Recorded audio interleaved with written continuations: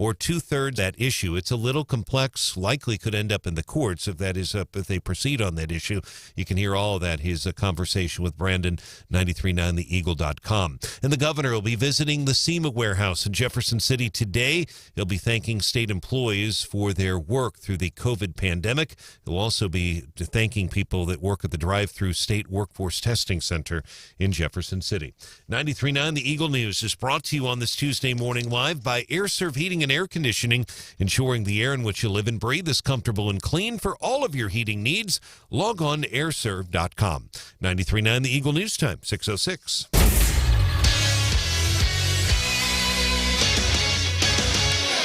Turning our attention now to sports. College football national championship game last night. And that game was played at Lucas Oil Stadium in Indianapolis. Number 1, Alabama.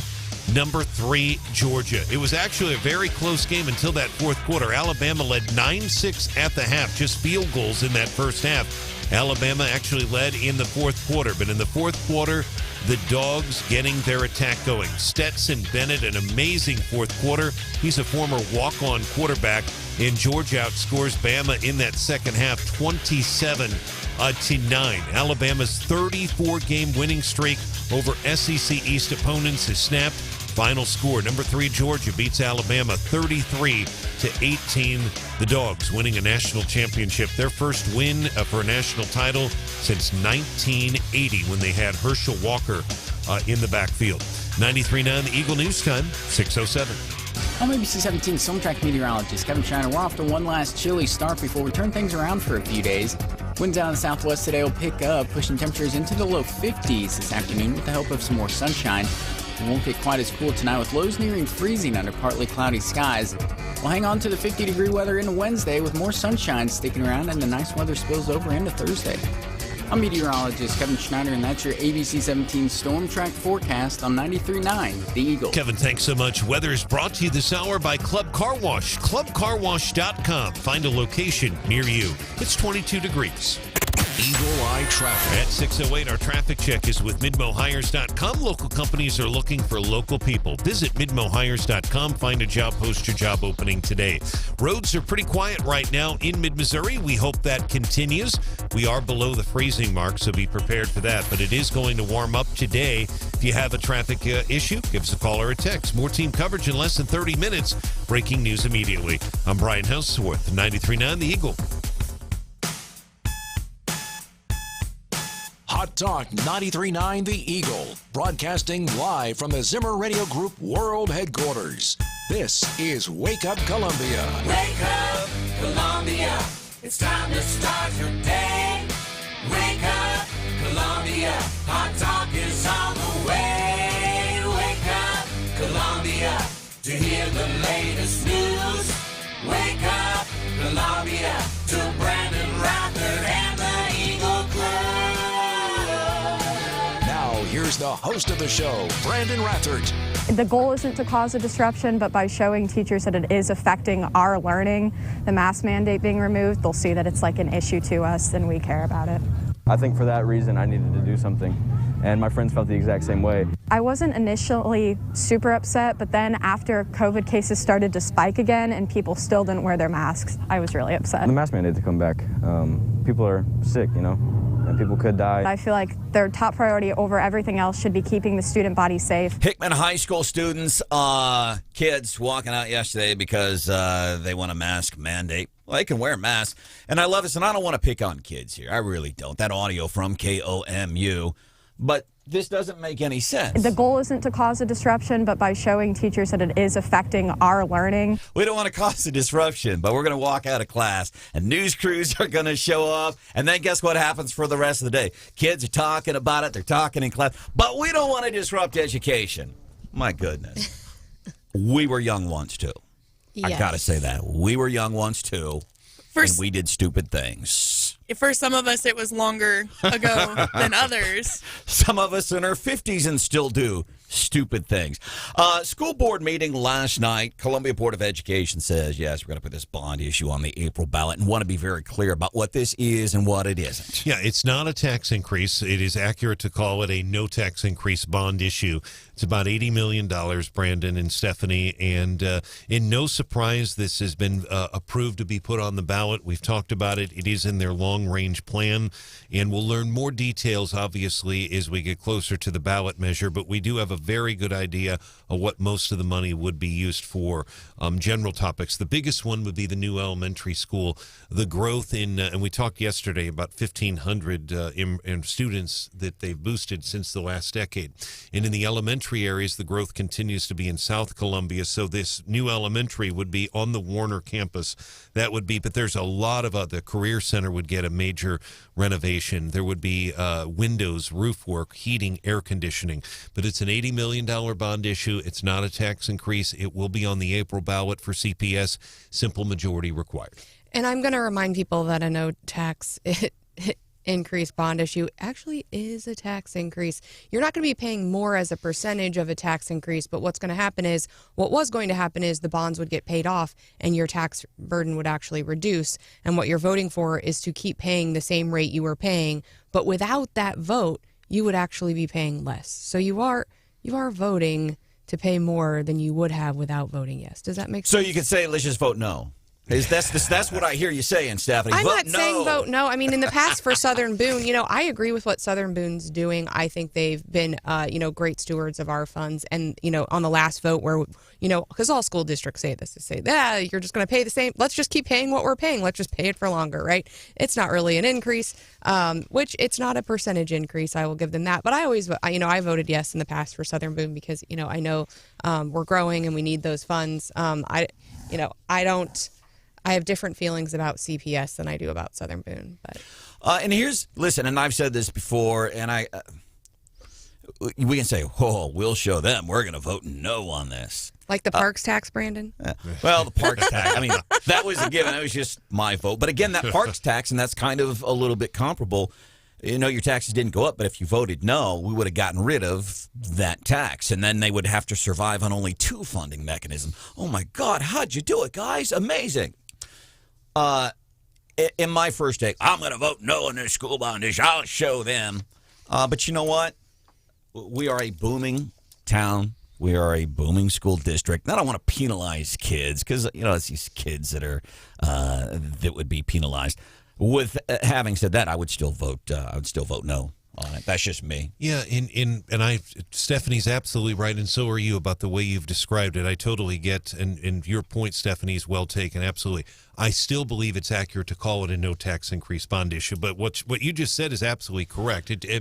Both are accurate. And the only other point I'd make, if you look at especially you go north of Columbia. When I worked in Moberly, every school district up there, almost all of them, every year I would call the superintendents because they weren't on the website, get the enrollment numbers, and almost all of the enrollment numbers. Did you hear that slight dig? Because they weren't on the website. Yeah, it was, and this is 10 years ago, obviously. So, but the numbers kept going down in a lot of these districts, especially in mid-Missouri. In a lot of them, even our listening area right now. But Columbia, Southern Boone would be the exact same thing.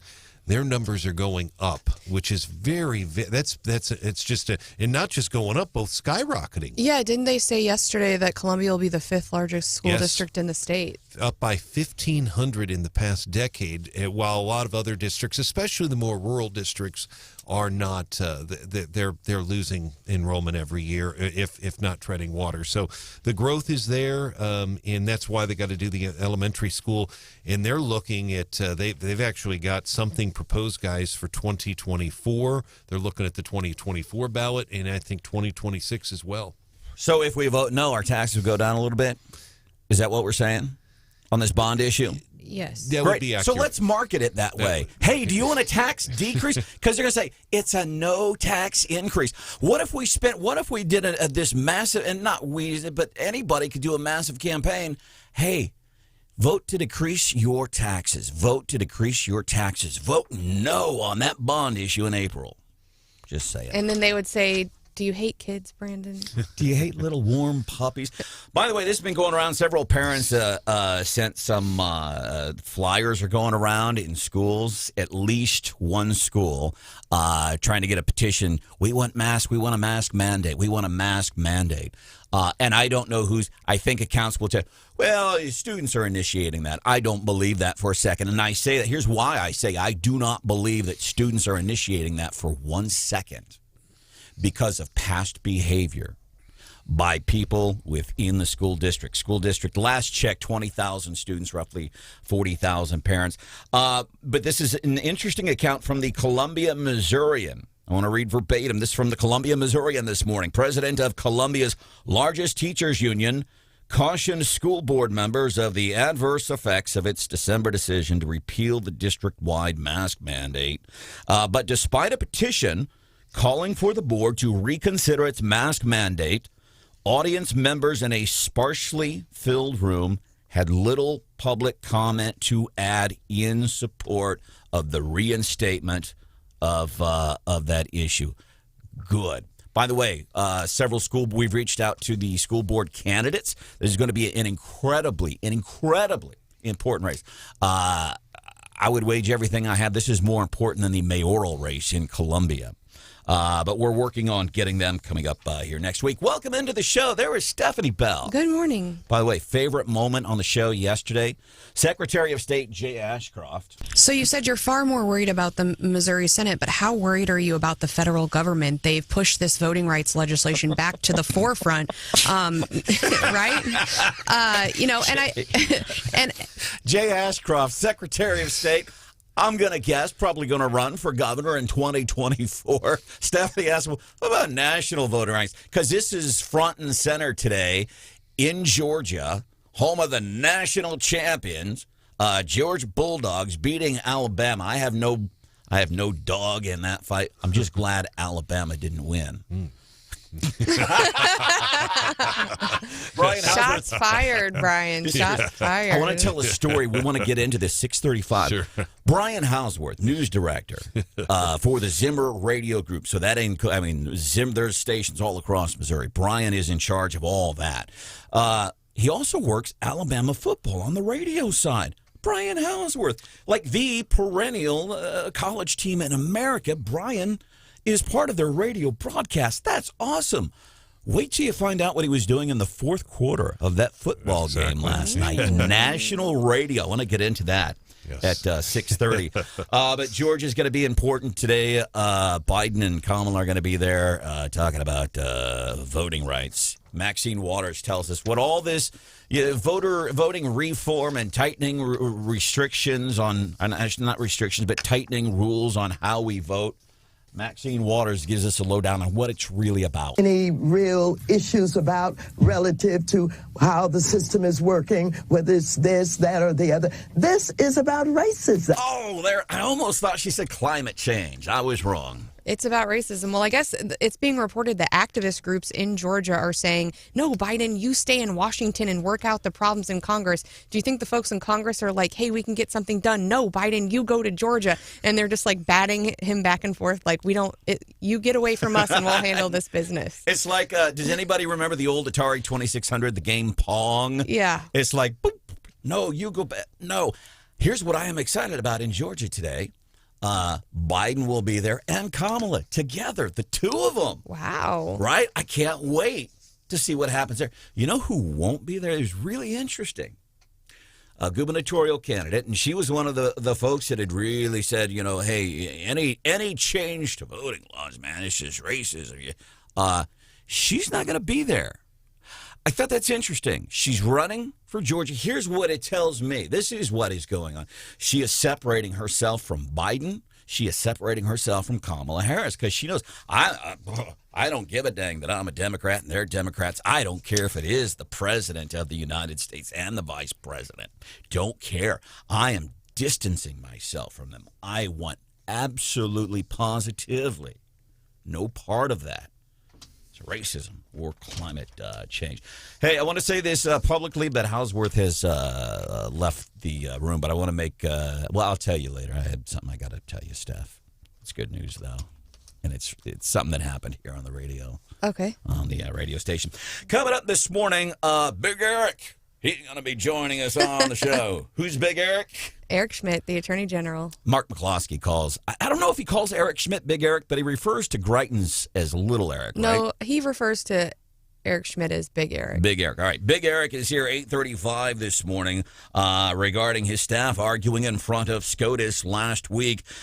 Maybe he's got some insight into a time frame on when we might hear something from the Supreme Court of the United States. He's going to be joining us 8:35. Then Bo Duke is here at 8:10. How we got here, by the way, with having John Schneider on the show, it's a long and winding road, to quote the Beatles. We'll have some of that coming up for you this morning here on Wake Up Columbia. There's Hannah, the producer. How you doing today? I'm awake.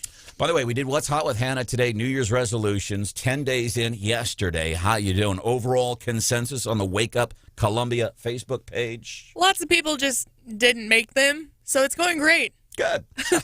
Coming up, we're going to look and see what's underneath the D.C. circus tent. What do you have for us this morning, Steph? Biden's finally, after 2 years trying to get at-home tests in the hands of the folks, I don't think you could have designed a worse plan. We'll get into that. I'm looking forward to that. It's coming up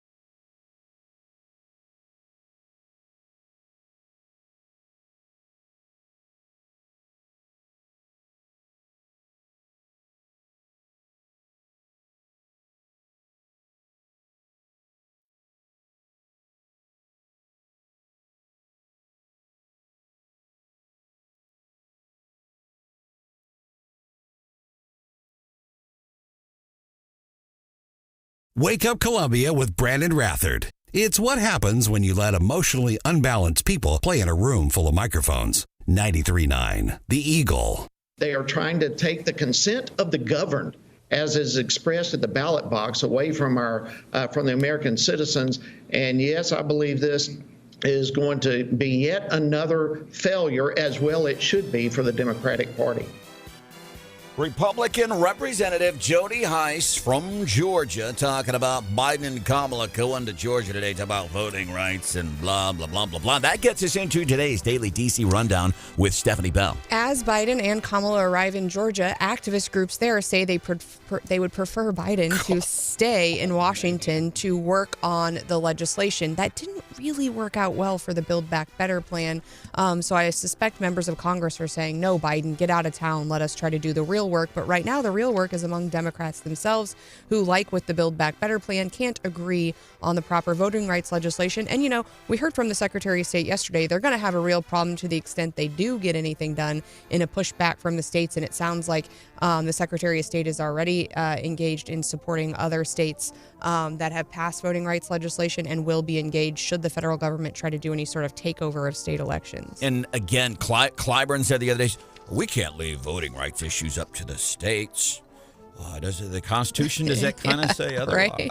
What do I know? Biden is also finally getting around to, getting more tests to people, or at least that's what he's trying to do. And so starting Saturday, private health insurers will be required to cover up to 8 at-home tests per month for people on their plans. But I'm thinking that's great if you can, submit your receipts for these tests, but you can't find any tests to submit receipts for. If you can't buy the tests, how can you get reimbursed for them? Dude, $635. I know where you can buy them, and these aren't on the black market. I don't know. I mean, you cannot find these things. You cannot believe where you can buy them. We'll get into that $635. So that's the first step. The second step is the federal government will launch a website where they will mail the test to you in the snail mail. Like, isn't the whole point of rapid tests so that you would be able to go get one immediately? You've got 5 days. Oh, man. Coming up, Fox News is here. Voting rights course. They've got eyes in Georgia. They're going to keep us updated with what's happening there. Election integrity reform in Missouri. Brian Hauswirth is on that. Then where you can get tests. You're going to laugh at this one, I think. It's coming up at 6:35.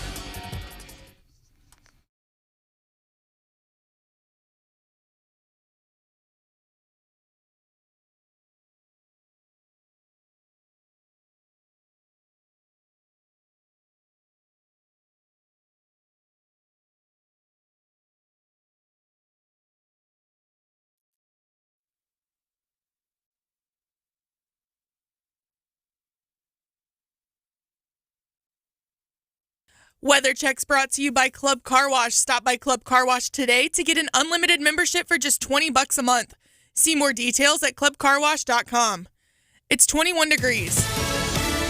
Fox News, I'm Chris Foster. Another daily confirmed COVID case record in the U.S., nearly 1.5 million, according to Johns Hopkins University, with 1,900 more deaths. Private health insurers will have to reimburse patients for the cost of FDA-approved at-home COVID tests beginning Saturday, the White House announced. The insurance requirement provides for up to 8 test kits per person, a total of 32 for a family of 4 per month. Fox's Jared Halpern. The Georgia Bulldogs are college football national champions. Georgia defeats rival Alabama 33-18 to win the college football playoff championship for the first time in program history and give the Bulldogs their first national championship since 1980. A bit of revenge for the Dogs after falling short to the Crimson Tide in the SEC championship last month. Georgia QB Stetson Bennett with 2 passing TDs. He ended up being named the offensive player of the game. Defensive MVP honors going to Georgia cornerback Lewis Cine. Fox's Matt Napolitano. America's listening to Fox News.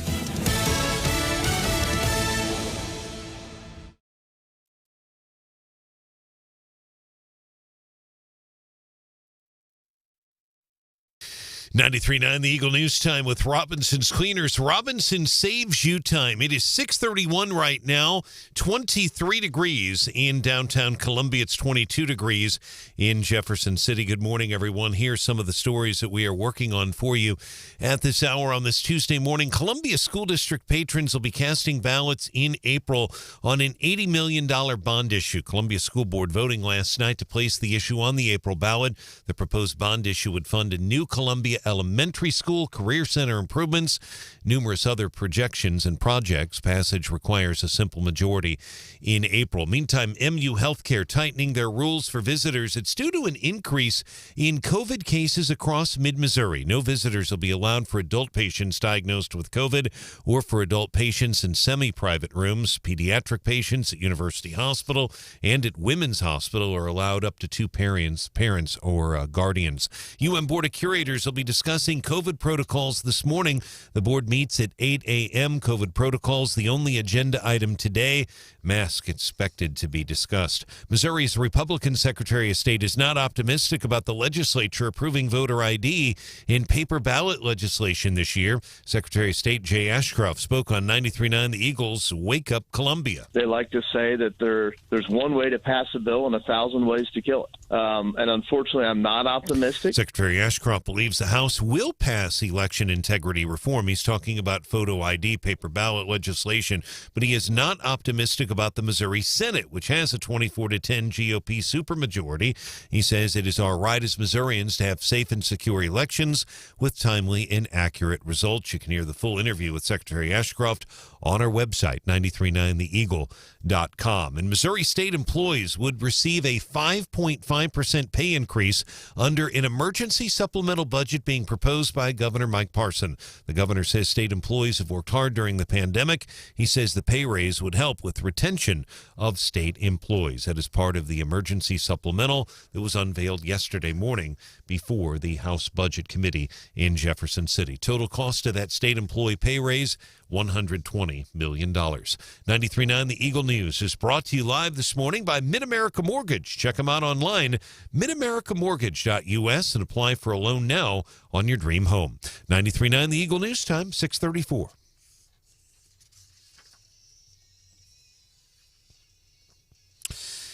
In sports, Mizzou, of course, plays in the Southeastern Conference. Overall, the conference coming into last night, you really can't count last night because it was 2 SEC teams against each other, 5-7 SEC overall, but they did have the 2 top teams in the championship game. Number 1, Alabama.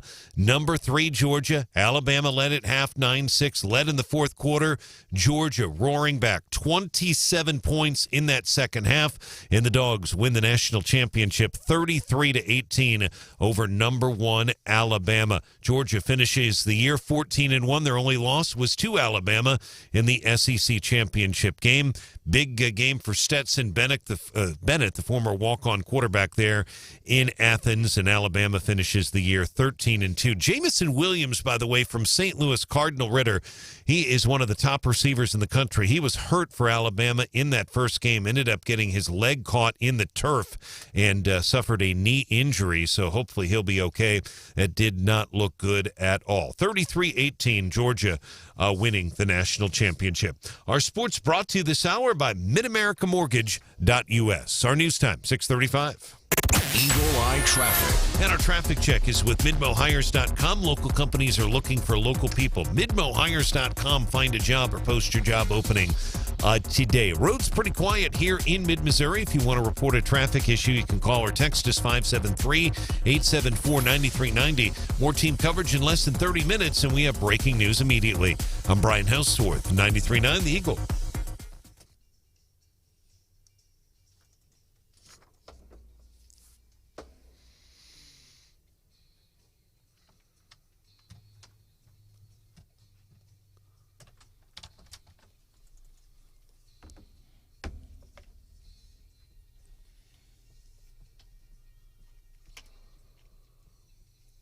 We are so excited about our Flow Flex at-home antigen test. Set of 5 for under $120 that premiered earlier today. Blockbuster hour with Dr. Terry Dubrow, double board certified plastic surgeon, world-renowned plastic surgeon, and studied epidemiology at Yale. Item number 005874. We sold out in the first hour. We sold almost 3,800 of these. It's like the Home Shopping Network. Home Shopping Network is selling. This is feeling like some Elizabeth Holmes type stuff. And stuff is being nice. But yeah, it's like QVC or something. You can get on there and get the tests. You can. Home Shopping Network is selling COVID tests. This is insane, man. I can't tell you the last time, other than like a bill, that I spent $120 on something.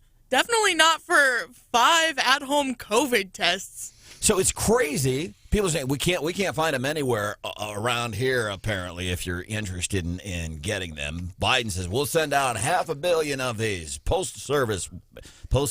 Well, wait a minute, we're shorthanded because you got this mandate, but you can go to the Home Shopping Network, and shame on them, by the way. That sounds. I don't know how much a test is. I haven't bought one. $125. I think they're saying it's $25 to $30 a test. I think that's what they're saying. They're running. That sounds high to me, but it very well may be. That just seems high though. I mean, how much is like a pregnancy test? I think they're like $10 or $12. I mean, they're not cheap. Yeah. I think I'm probably the only one who's bought any of those in the last 10 years. But I remember going to the grocery store being like, why are these things so expensive? But, how many times did you do that? A lot. I have 3 kids. I got 3 kids. But I think, so the mail thing doesn't make sense to me for 2 reasons, right? Because there's 2 options here, right? If you think you are sick, and now you only have to quarantine for 5 days. So today, day 1, I think I'm sick. I fill out an application to the federal government to get a mailed test. How many days of processing and then how many days of the mail? By the time I get the test, I'm already done with it. And then second, so then the only other alternative is that people who aren't sick hoard these things, which we know is kind of what's happening now, which only adds to the problem of there not being any tests available for people who are actually sick. So on Walgreens' website, it's $23.99 for a pack of 2, but they are currently out of stock.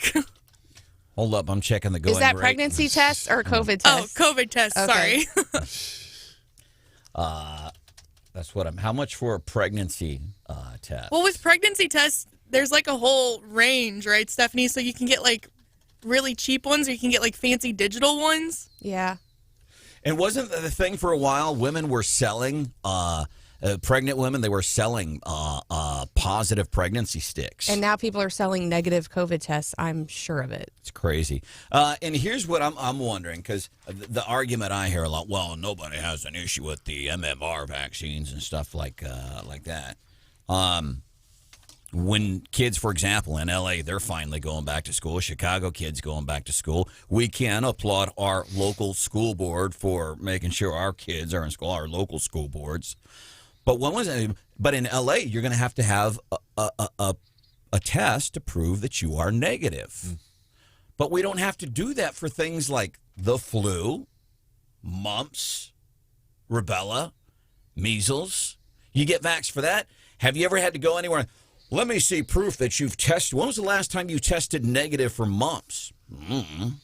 I've never tested for it. Now, I'll say for like mumps and measles, the vaccine is like 99, isn't it like 99% effective? I mean, the likelihood that you're going to get it. Now, you're right on the flu, right? Like you can get everyone refers to the flu vaccine as like a crapshoot, right? I mean, I think it's like 50-50 whether or not. COVID vaccine's a crapshoot. Well, it's turning out to be that way, I think, not on whether or not you won't get severely ill. We know it helps with that, but on whether or not you get it after the vaccine. I think it's more like the flu. And you're right. You don't have to say that you don't have the flu before. I mean, how many times did you show up to work and someone who was like sniffling, coughing, hacking before COVID, they just came to work and people are like, yeah, just stay in your office. The first time I ever had to take the ACT in high school, I was right next to somebody who sniffled all the way through that exam. And it was almost like a badge of honor back then, right? Because people were hustling, they were working hard, and you weren't going to study for the ACT and not show up, even if you were hacking up along. All vaccines are crapshoots. I don't know of any vaccine that's 100% effective. They're all of them, every single one of them, as far as I know,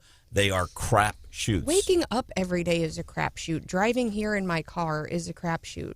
Welcome into the show. There's Stephanie Bell. Good morning. This show's a crapshoot. Mr. Brian Hauswirth is here. Good morning. There's Hannah, the producer. Good morning. My name is Branden Rathert. Something we can do for you this morning, 874-93.9. Georgia on the mountaintop. Demons be gone, and the drought is over. Thank God.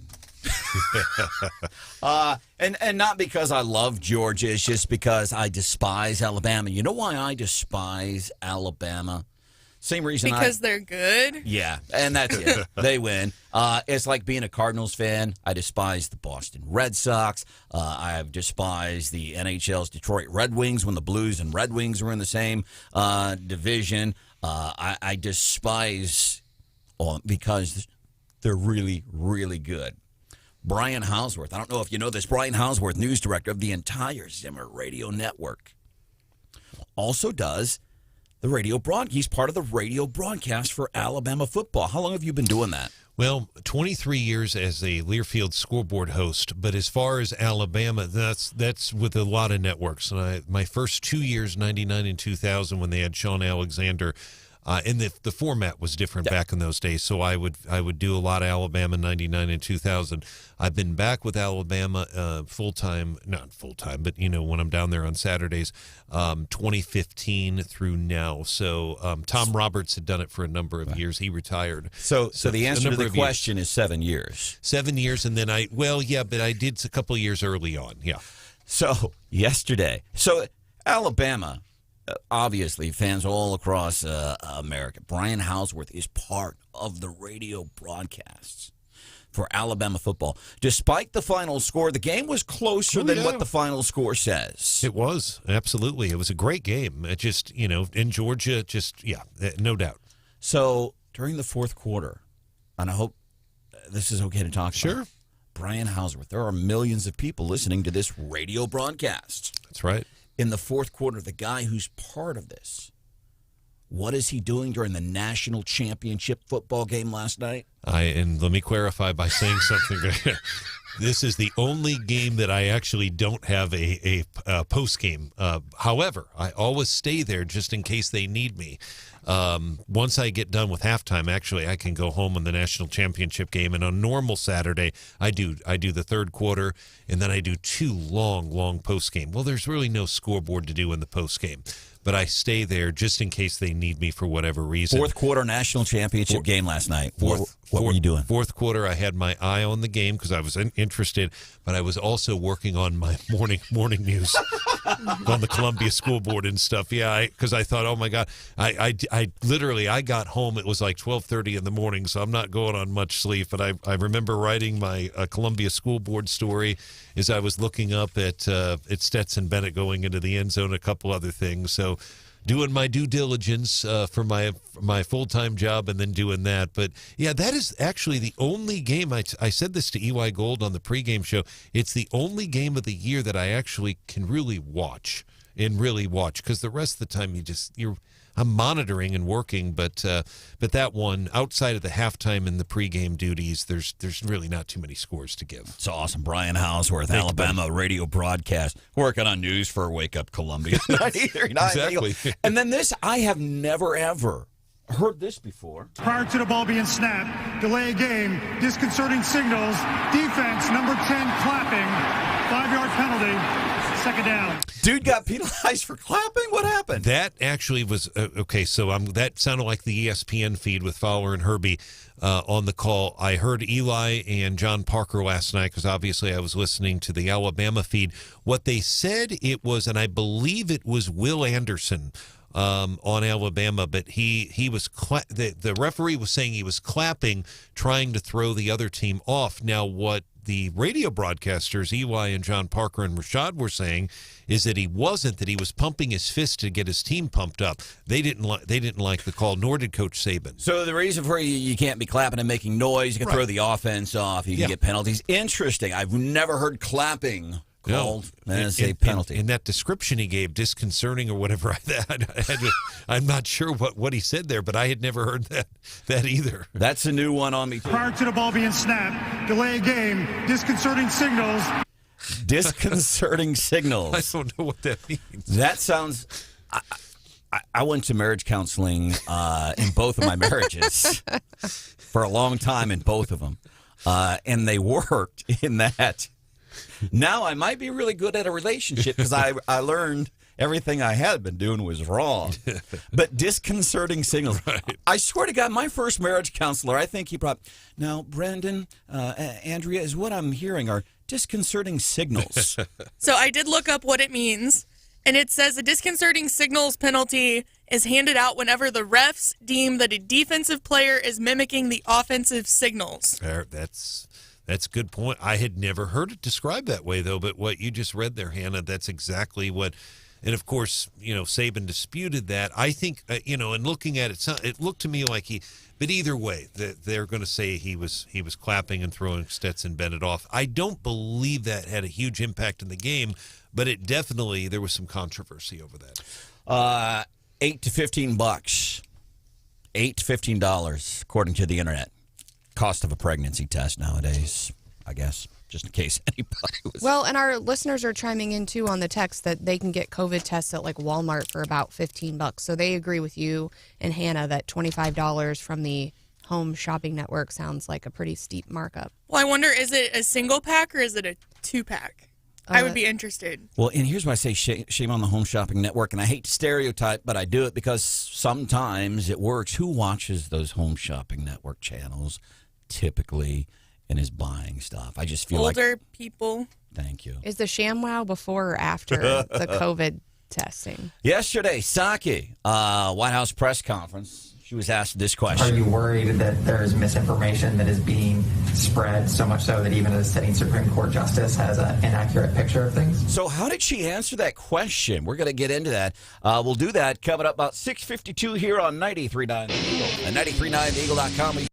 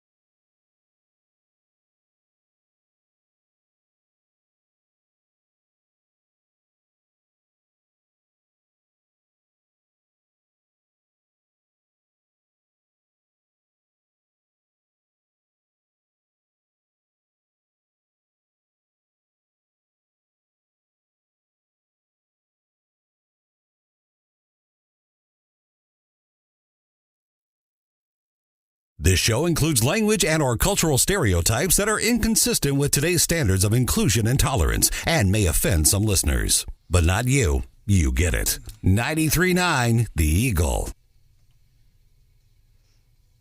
Are you worried that there's misinformation that is being spread, so much so that even a sitting Supreme Court justice has an inaccurate picture of things? Jen Psaki asked that question by a reporter. Wait till you hear how she answered that. We'll have that coming up here shortly. I want to address something off the text really quick. You can reach out to us anytime, 874-9390. We encourage you, if you have the opportunity, you can watch the show on Facebook or you can go to YouTube. I'm shocked at the number of people that are watching the show on YouTube. Especially this morning. Wow. But like, you have a smart TV. You pop YouTube up on your smart TV, and you turn the volume up, and everybody run around getting ready for school, work, whatever. You can hear like some of the local news. We have analysis. How these things affect you? Because it's one thing to say, well, here's what's happening in Jefferson City, but what does that mean for you at 6:54 on a Tuesday morning? And that's where Stephanie comes in, and the opinion and all that stuff. So you can get all that. Everybody in the house and your kids can hear some of what's going on and get kind of educated about what's happening in the world. Or at least our point of view on things.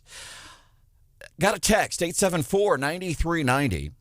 Branden, what in the H are you doing this morning? Which, I mean, we get texts like that almost every morning.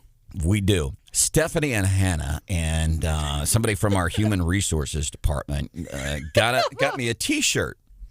Can I show the shirt on camera real quick? Okay.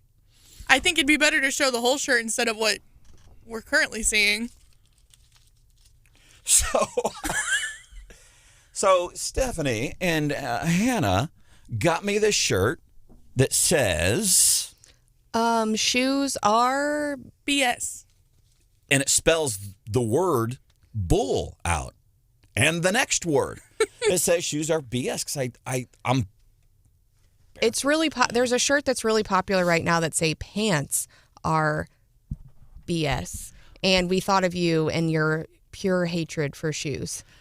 So I'm like, I want to wear it. And here's been my big concern. So please go and watch this. You can see this right now. It's really odd. I didn't even catch it.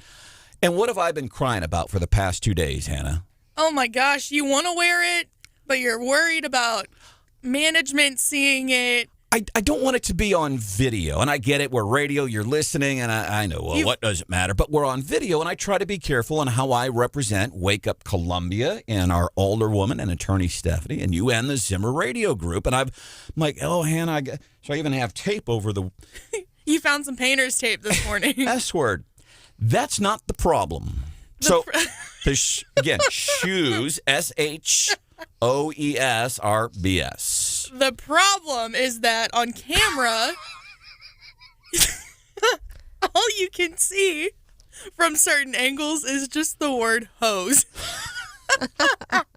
H-O-E-S. You can't see the S because of the camera angle. Here for days, I've been whining to Stephanie and Hannah, I want to wear this shirt, but I don't want it to be on camera. I don't want to be offensive. And they're both like, geez, get over yourself. I never thought that would be an issue. Hose, H-O-E-S. You can go to YouTube right now, pop it up on your smart TV, and you can see exactly what we're talking about. You can also watch on the Wake Up Columbia Facebook page. Fox News is here. Coming up, Fauci and Walensky testify in a Senate hearing today. What can we expect there? Fox is on that at 7 o'clock. Brian Hauswirth, election integrity reform here in Missouri. And what happened at last night's school board meeting in Columbia? We'll do that for you coming up at 7:10 on 93.9 The Eagle.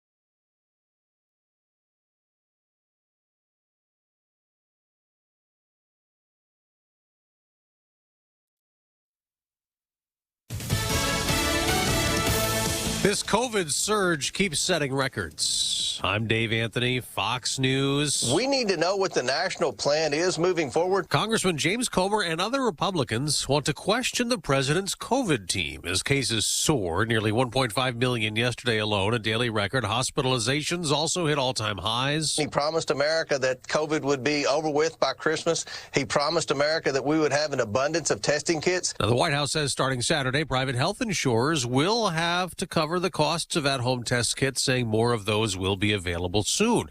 The CDC director and Biden COVID advisor, Dr. Anthony Fauci, will testify about this COVID surge at a Senate hearing later this morning.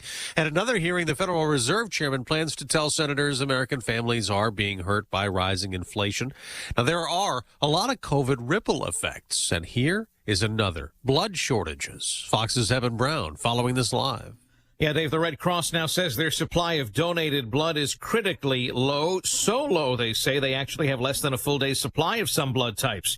They're blaming this on a couple of things, but mostly COVID-19 impacting both the number of people coming to donate and their own staffing levels. Blood donation is down 34% from a year ago. The Red Cross warns a shortage such as this means the supply to hospitals would be rationed, and some patients might not get what they need, Dave. Evan, Chicago teachers have a deal to get back to school with classes set to resume tomorrow. It was not an agreement that had everything. It's not a perfect agreement, but it's something that we can hold our heads up about. Teachers Union President Jesse Sharkey, it includes new COVID protocols.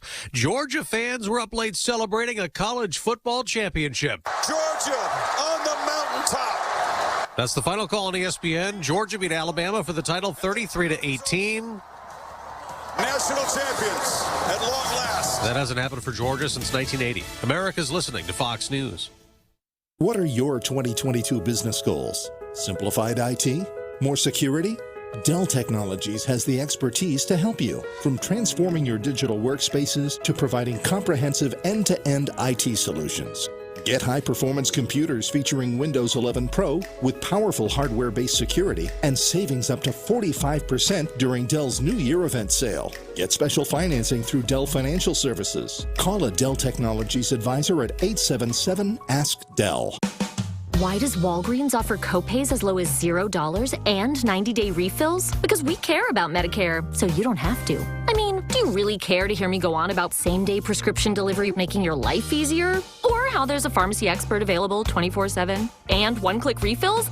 Well, I just did anyways. Fill your Medicare prescriptions with Walgreens and save. $0 copays apply to Tier 1 generic drugs and select plans with Walgreens as a preferred pharmacy. Restrictions apply. See walgreens.com/Medicare for complete details.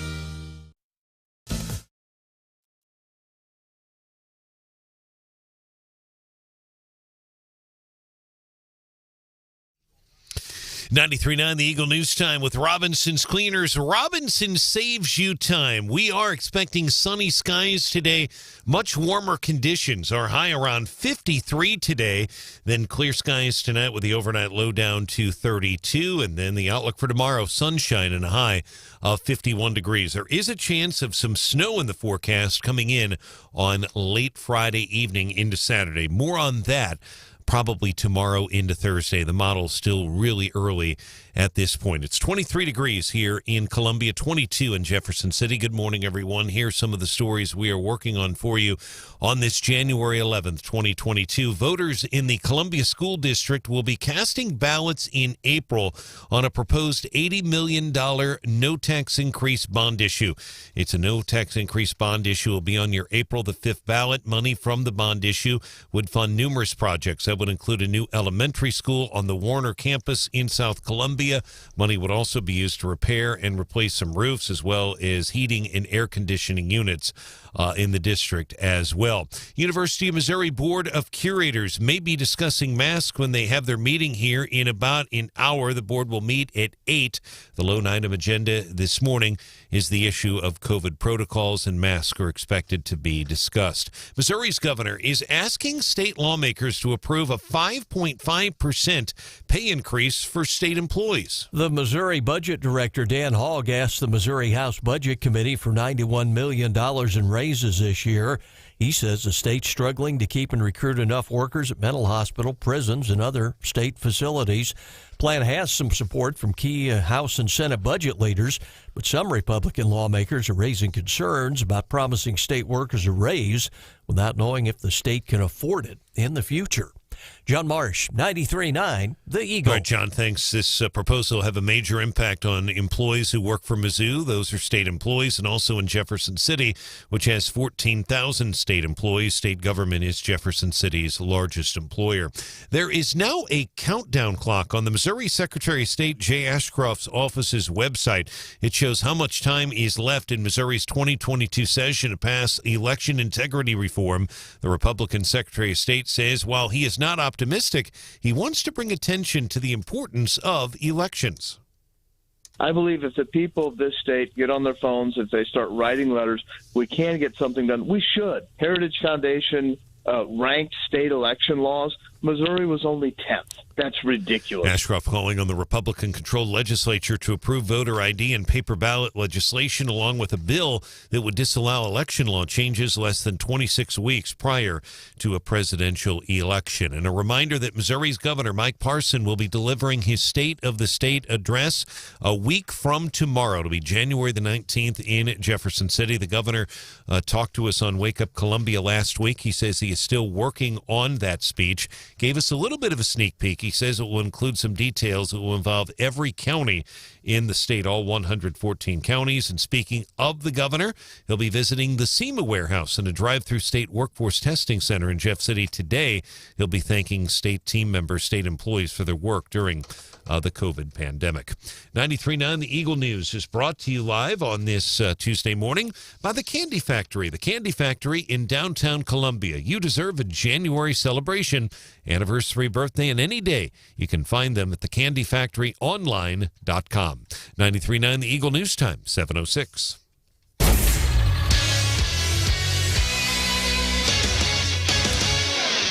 In sports, college football, national championship game last night at Lucas Oil Field in Indianapolis.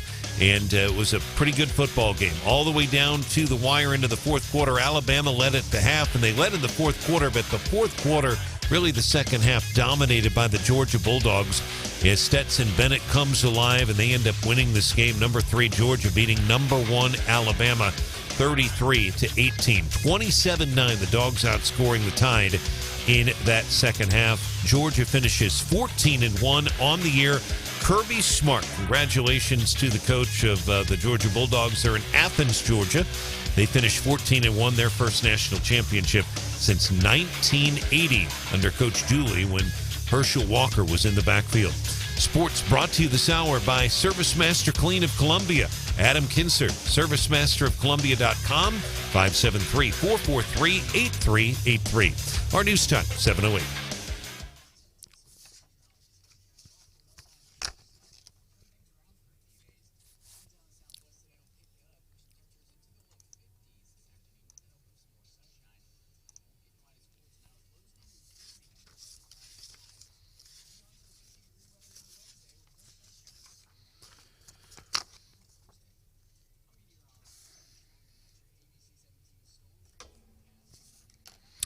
All right, Kevin, thanks so much. Our weather is brought to you this hour by Club Car Wash. Visit clubcarwash.com. Find a location near you. 23 in Columbia.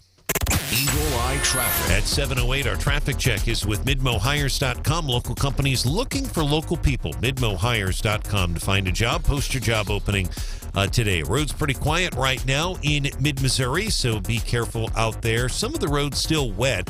We're at 23 degrees right now. Our sunrise this morning, 7:28. It will set at 5:05 this afternoon. The days will gradually, from here on out, start to get a little bit longer. Again, 5:05, our sunset today. We'll have another update coming your way. It's 7:30. Breaking news immediately. I'm Brian Hauswirth, 93.9 The Eagle.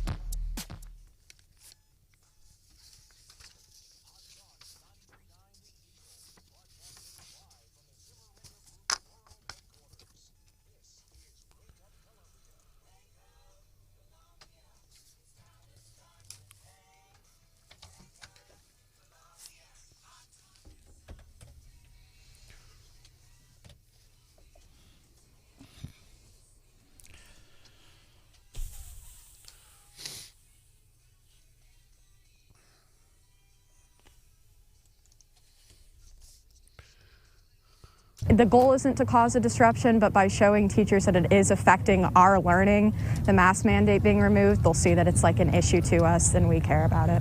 I think for that reason I needed to do something, and my friends felt the exact same way. I wasn't initially super upset, but then after COVID cases started to spike again and people still didn't wear their masks, I was really upset. The mask mandate to come back. People are sick, and people could die. I feel like their top priority over everything else should be keeping the student body safe. Have you ever shot fish in a barrel?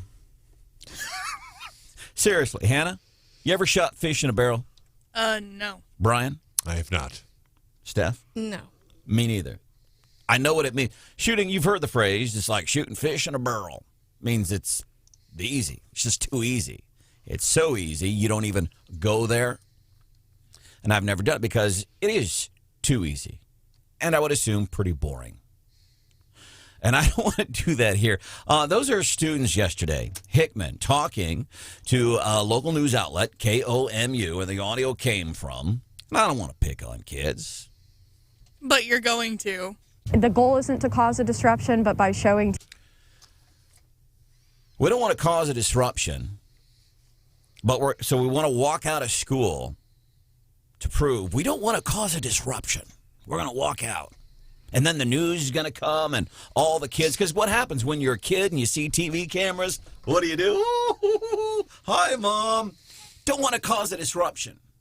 Now, even though you might not agree with why they're standing up, I think it is still cool that we're seeing young people stand up for what they believe in. What do we say here all the time on Wake Up? And it's peaceful. Yeah. And what do we say on Wake Up Columbia all the time? Get involved. Stand up for what you feel is right. When I lived down south, we had this phrase, bless your heart. I'll move forward now. Welcome into the show. Wake Up Columbia. There's Mr. Brian Hauswirth. Good morning. Stephanie Bell is here. Good morning. Tana, the producer. Good morning. My name is Branden Rathert. If there's something that we can do for you, please let us know. 874-9390. Make sure you're here, 8:35. Attorney General Eric Schmitt, Big Eric, as Mark McCloskey calls him. He's calling in the show, talking about the case the staff argued before SCOTUS last week. Maybe he'll give us some insight as to when we might expect something out of D.C. Regarding these mandates. And then Bo Duke, he's here at 8:10. Interesting story how he got here. Several months ago, he left I don't check my voicemails at my desk, and I should. But one day I'm walking. People should not leave voicemails. I will say that much. Who Send leaves? an email. I never leave voicemails. Same. And people don't leave them for me because I don't even have my. Occasionally people say, "Hey, your messages are full. I can't leave a message." Yeah, I know. I went so far the other week to tell someone that I thought leaving a voicemail was actually rude. When you can send a text or an email, it's like a waste of people's time. Yeah. My dad, and I was the same way. I remember when texting became a thing. I'm like, why are you texting me? Just call me. And my dad was the same way. My dad, who is 72 now, turned him on to texting, I don't know, about a year ago. He loves it. Because what I do, I call my dad every day. Hey, how you doing? Good, fine. How was your day? It was fine. And now you get a phone call and you're like, oh no, what is wrong? Something bad has happened. Pretty much. But I do like the text. Hey, I'm thinking of you. Hey, Dad, hope you had a great day. Hey, Hannah, great work Thursday while we were doing the show in Jefferson City. And I got to say this publicly real quick before we move forward. I finally got to listen to Thursday's show. You can check out the podcast. It's on our website. Besides some really important stuff that happened in that 3 hours right here on the radio station, my goodness. Stephanie Bell, Brian Hauswirth, that was really good. And I just wanted to say it publicly because it was good. It really was. Thanks. We missed you. Absolutely. It was so smooth and authoritative and informative. Gosh, it was good. Thank you. And we worked hard on it. We had fun. I'm glad you were able to. There was a lot of news in those segments. Man. A lot of news. Yeah, no doubt. If you go to our website, 939theeagle.com, you can listen to the podcast. Also, go to YouTube this morning. Seriously, and I'm talking to you specifically. Here it's 7:14. Wake Up Columbia on 93.9 The Eagle. I don't know that I ask for favors a whole lot here on the show. I don't think we ask for a whole lot of favors.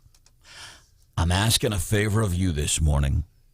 If you are one of those that have never gone and watched the show on Wake Up Columbia on our Facebook page or on YouTube. I think YouTube is better because you can put it up on your smart TV and watch everybody running around in the house in the morning, hear what's going on, local news. Matter of fact, I have an idea on how you can decrease your taxes here in Columbia. You'll be able to do it in April. I have a great idea.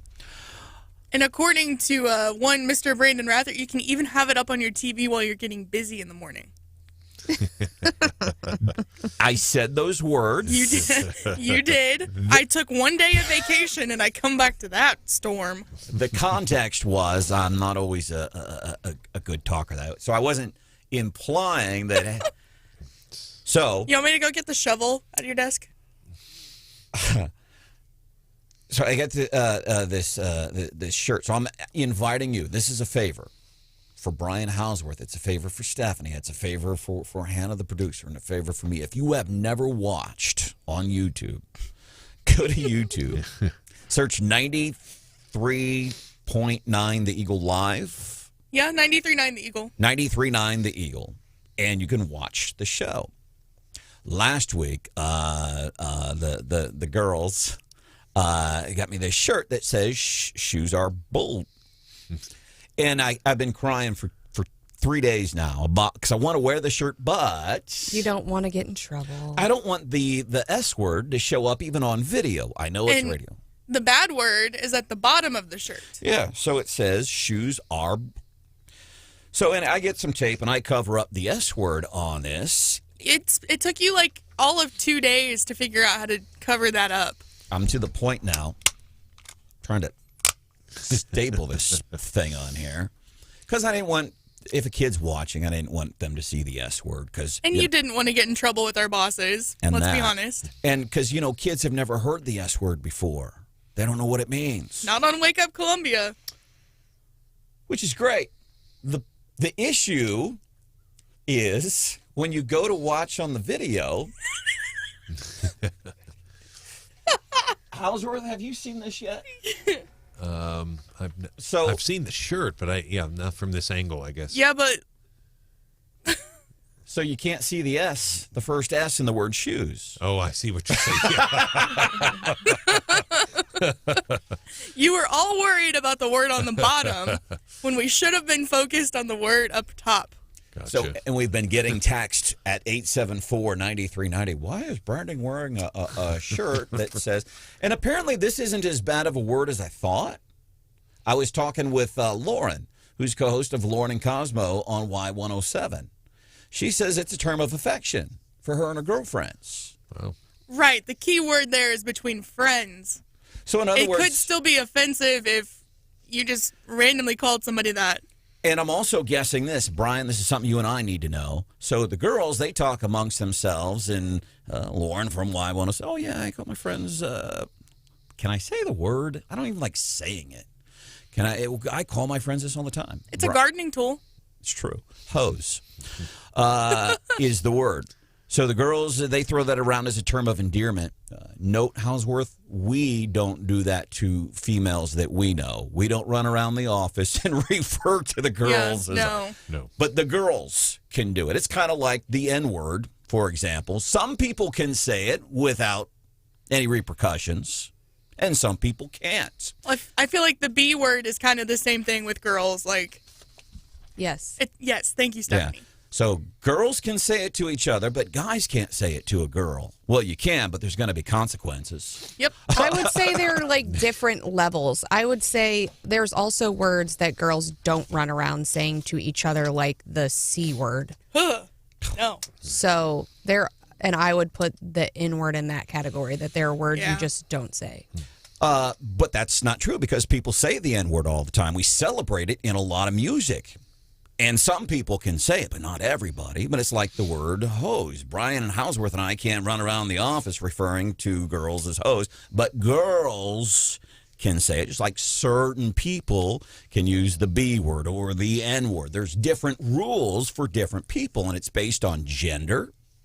I think it's based on gender, but also your relationship with the other person. Just like the N word. Like, even for me, I wouldn't just go up to some random coworker in the office and throw that out. Like, it would have to be somebody that I'm really close with. And likewise with the N-word. You just don't go up and say it. No. The people who are allowed to say the N-word, whether it's rap music, videos, they absolutely say it all the time. When was the last time a black person got in trouble for using that word? Well, they say... No, when was the last time a black person got in trouble for using the N-word? I don't know. But Exactly. they say hose all the time. Yeah, right. And You it's get my not a point word now. that I wouldn't... No, I don't. Okay. We'll continue to work on this. Don't use the word. Here's my idea on how to decrease your taxes. Columbia Public School Board met last night. $80 million bond issue. Voters get to vote on. You get to vote on this coming up in April. So if you want your taxes, and this is how we should market this. You want a tax decrease? What do we always talk about? Tax increase, tax increase. Here's an idea on a way to decrease taxes. You could, if you wanted, vote no on this bond issue in April. So your taxes won't go up if people vote in favor of it. Yeah, I have used the term in my copy. But I certainly understand what you're saying there is correct, but it's also accurate to say it's a no tax increase bond issue because it doesn't increase taxes. But what you're saying is also accurate. But it is an $80 million bond issue that is on the April ballot. Simple majority required for passage. The biggest thing here would be a new elementary school, Branden and Stephanie, in South Columbia on the Warner campus. Obviously, the growth continues to just explode. They've had about a growth of 1,500. We're now the fifth largest school district in the state of Missouri. About 18,500 students in the packet, but I think it's actually a little bit more than that. But it's on the April ballot right now, and we'll see. I know people have weighed in on this issue on the 93.9 The Eagle Facebook page, but that is what was approved by the board last night. And really, that board decision was no surprise. We kind of expected that because it's in the long-range plan. By the way, Stuart texts, the N-word, B-word, or hose, all are crude and rude, even with friends. 874-9390. 874-9390. Mike, watching on YouTube for the very first time. Hi, Mike. Thanks for watching.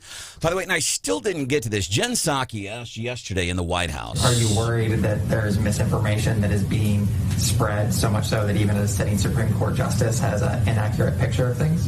It's a fair question. How did she answer that? We're going to get to that maybe 7:35 here on 93.9 The Eagle and 93.9theeagle.com, where you can listen live. If you've never watched the show on YouTube, go and watch this morning.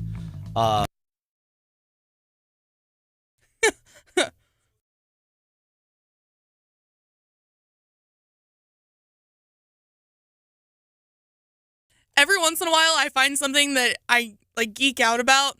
That's what happened this morning.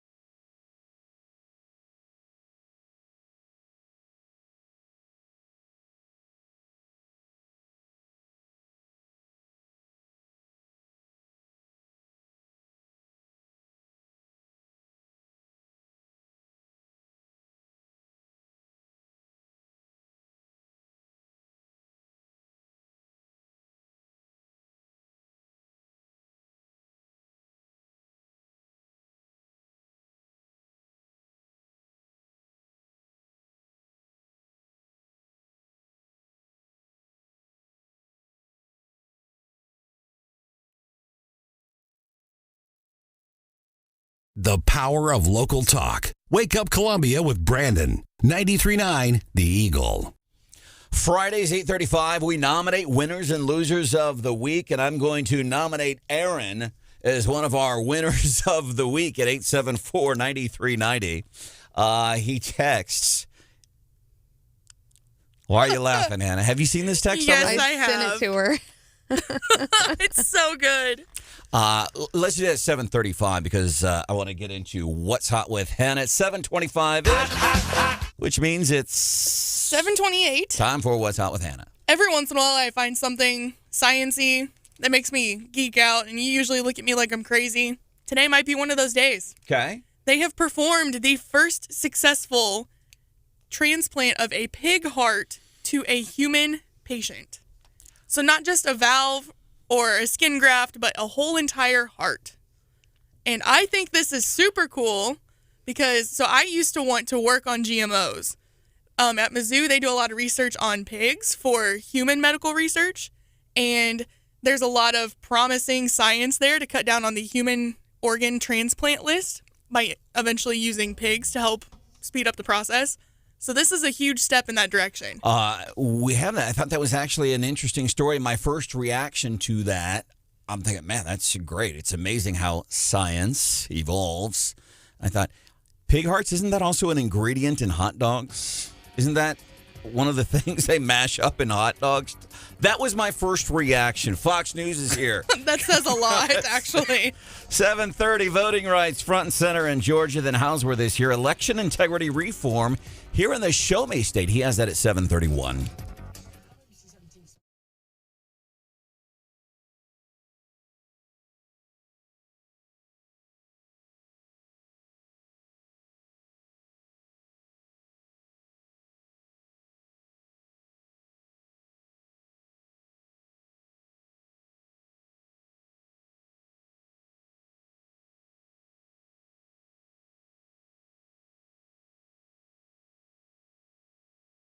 Weather checks brought to you by Club Car Wash. Stop by Club Car Wash today to get an unlimited membership for just $20 a month. See more details at clubcarwash.com and find a location near you. Fox News.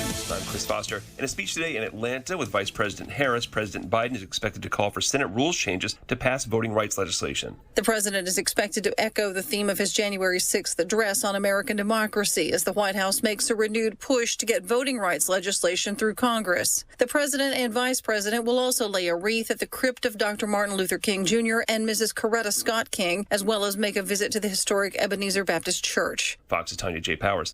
California Governor Gavin Newsom's budget plan includes health care for all low-income Californians. Governor Gavin Newsom believes universal access to health care is a fundamental right, regardless of immigration status. We said we're going to do it. We said it would take a few years.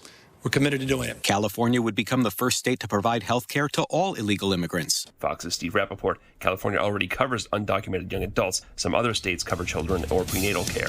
America's listening to Fox News.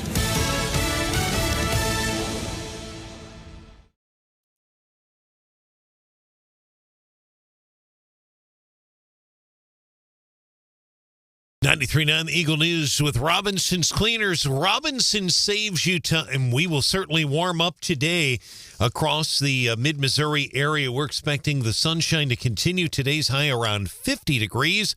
Another nice day tomorrow, and then we have snow in the forecast for later in the week, maybe late Friday night into Saturday. Some of the projections on that still being worked on right now. Good morning, everyone. Here's some of the stories that we are working on for you at this hour on this Tuesday morning. Columbia School District patrons will cast ballots in April on an $80 million bond issue. Columbia School Board voting last night to place the issue on the April ballot. The proposed bond issue would fund a new Columbia Elementary School in South Columbia on the Warner campus. That's the John Warner campus. Career Center improvements, numerous other projects. Passage requires a simple majority. MU Healthcare tightening their rules for visitors. It's due to the increase in COVID cases across mid-Missouri.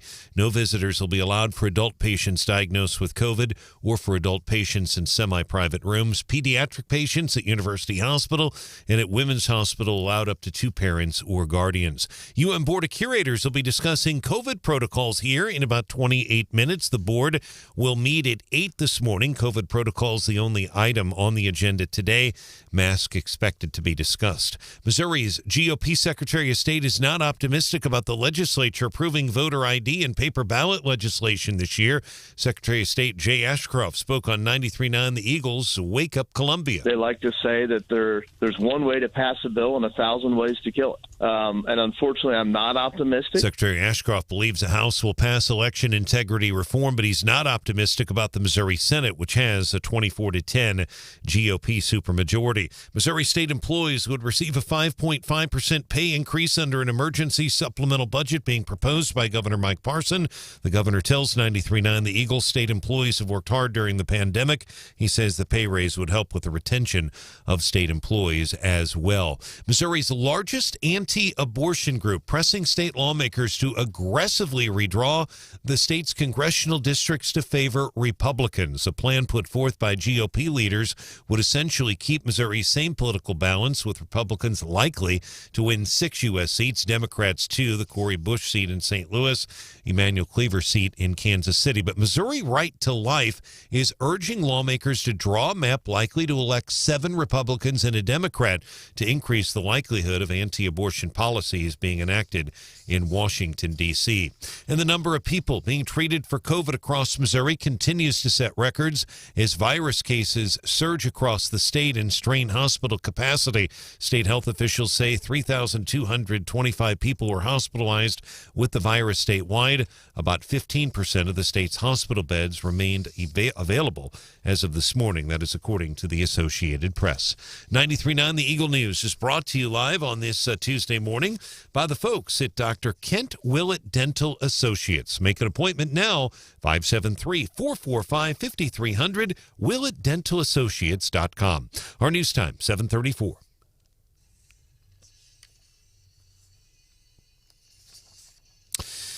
Turning our attention now to sports, there's a lot of talk right now among some fans about the play calling last night of Bill O'Brien. Some fans critical of him. He's the offensive coordinator at Alabama. Georgia, number 3 in the land, beats number 1 Alabama 33-18 to win the national title. They outscore the Tide 27-9 in that second half. One key thing that did happen for Alabama, they did lose Jamison Williams, their tremendous wide receiver from St. Louis, played at Cardinal Ritter. He had a knee injury, leg getting caught in the turf, and missed all of the second half, big part of the second quarter as well. So the Georgia Bulldogs win the national title.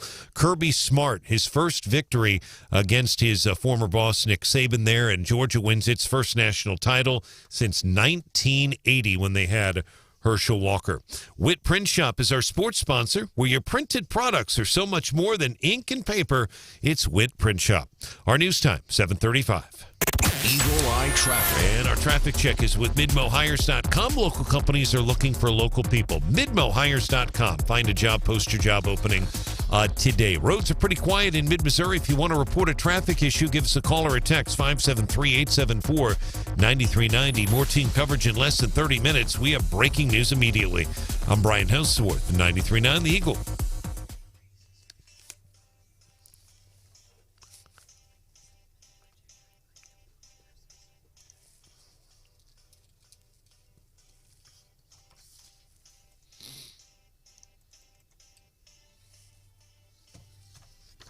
Hey, it's Coach Gary Pinkel. I like to listen to Branden Rathert on Wake Up Columbia, 93.9 The Eagle. Kudos to Coach Gary Pinkel. He is going into the College Football Hall of Fame. Super excited for him. Hopefully he's going to come hang out with us here on a Feel Good Friday. We've reached out to him. He's obviously he's busy.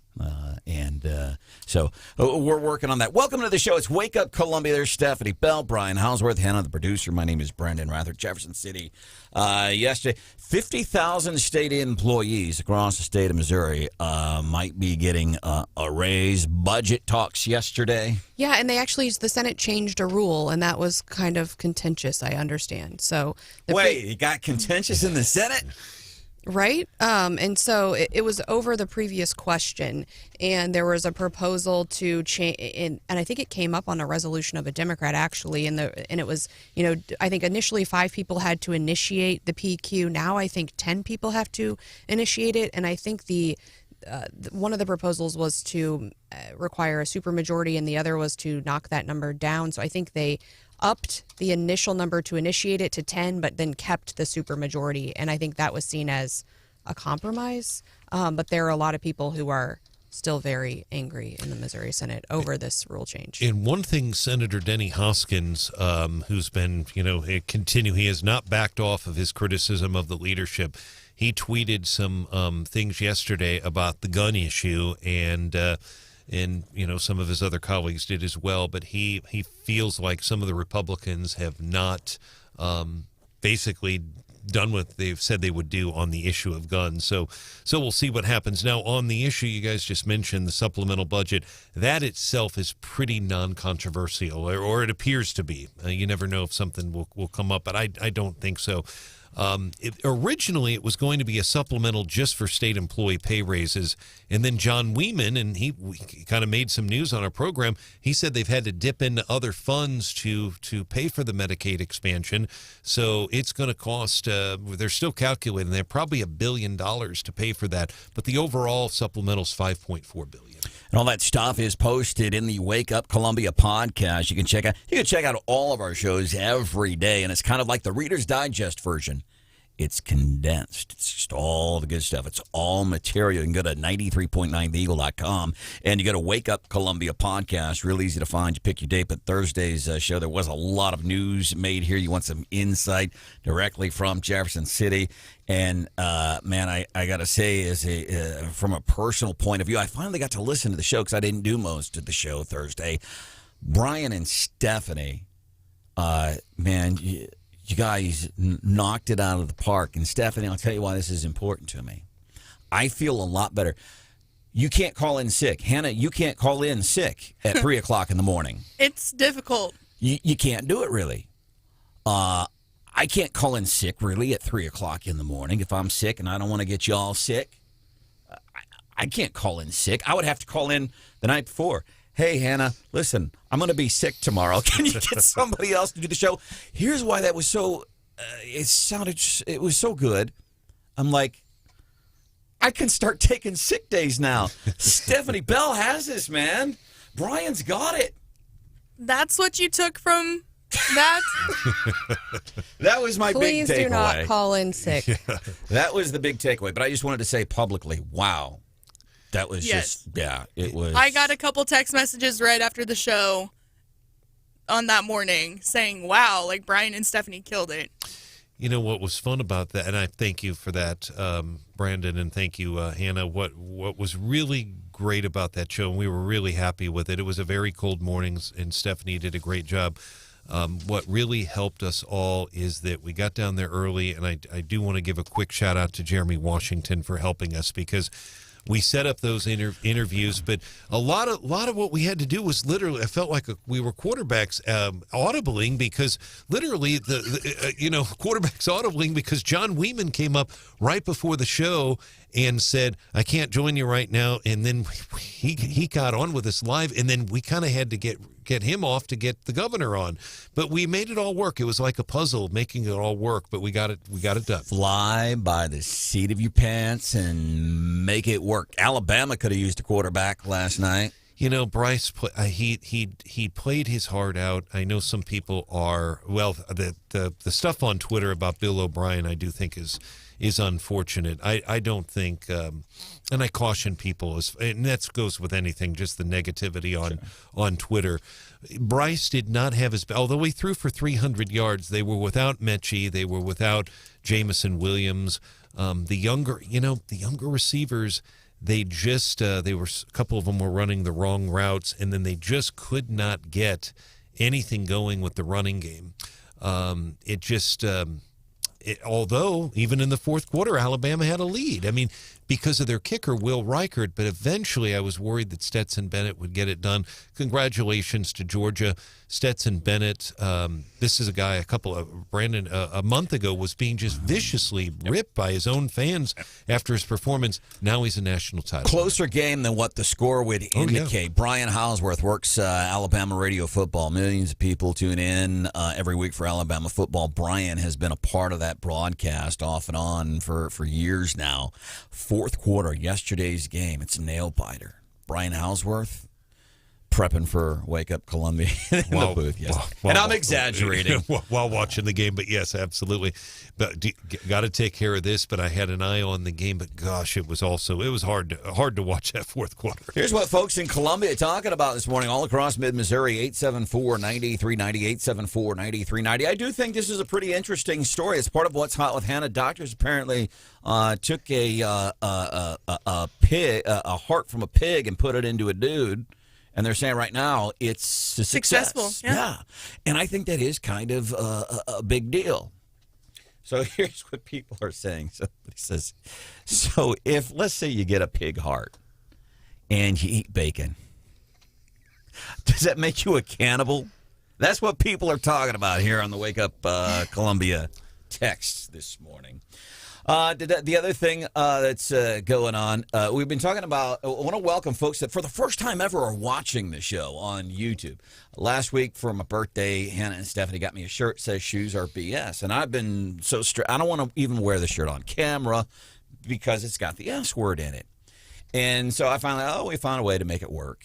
And turns out you can't even see it. You can't see the entire shirt. But as Hannah has adeptly pointed out this morning, you can see some of the shirt that says shoes, SHOES, shoes are BS. And from certain angles, you can only see the S on the end of the word shoes and not the one on the beginning. So it's HOES, like the plural of the garden tool, hose. And that's what you see on camera. And that wasn't planned.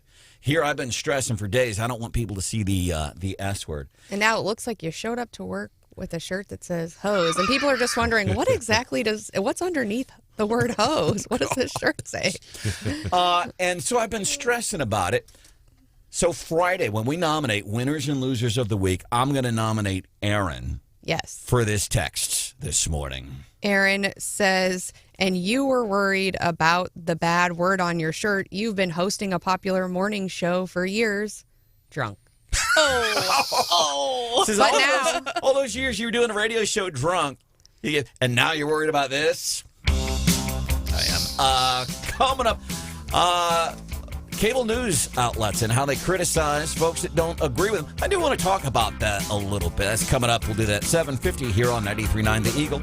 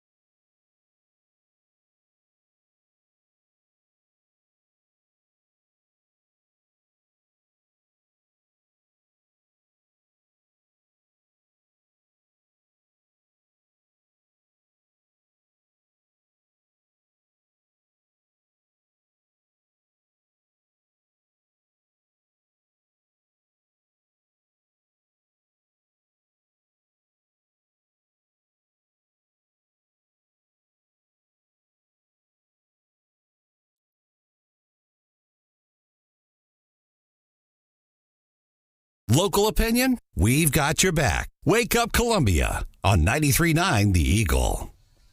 Ellen, if you flipped far enough, you could have had the shock of your life. Michael Jackson was on Face the Nation. There's nothing more important for us to do than protect our Constitution and our democracy. Tucker Carlson last night, and I want to be honest here, and I try not to do this, but I'm a human being. You know, I have my failings. And I saw this the other day, and I move forward, Branden, don't mention it. Saw Nancy Pelosi. I think this was from a presser, I think on Sunday, and it was Nancy Pelosi, and I just saw the headline of the story. I didn't even click it. She looked bad, or it was a bad makeup job. But here's the thing. I don't mention it. Seriously. Like, for example, Chicago Mayor Lori Lightfoot. I know people like to talk about the woman's looks all the time. I know there's a lot of folks. You're just mad because you want to date her. Isn't that what AOC said? If you comment on people's looks, you're just mad because you can't date her. I'm frustrated. But it's like people, they talk about Ted Cruz and his beard. And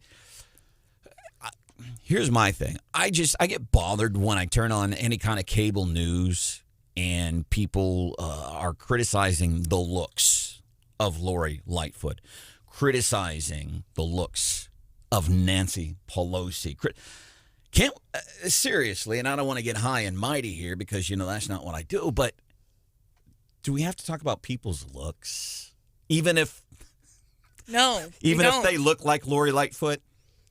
Or if they look like Nancy, and it's Nancy Pelosi's makeup job, which you should see. And I did, even before Tucker Carlson said anything about it, it was like, oh my.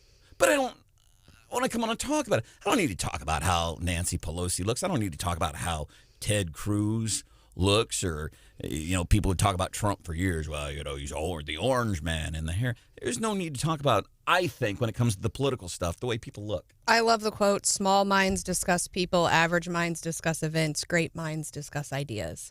And so I think it's really small-minded. When people can't talk about the issues and the ideas, then they start talking about people's looks because they don't have a good enough grasp or, you know, about the issues to really get into the meat of the issues and instead focus on piddly things. So here is an idea.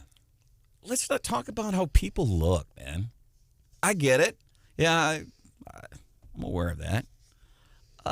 But do we have to go on the news and talk?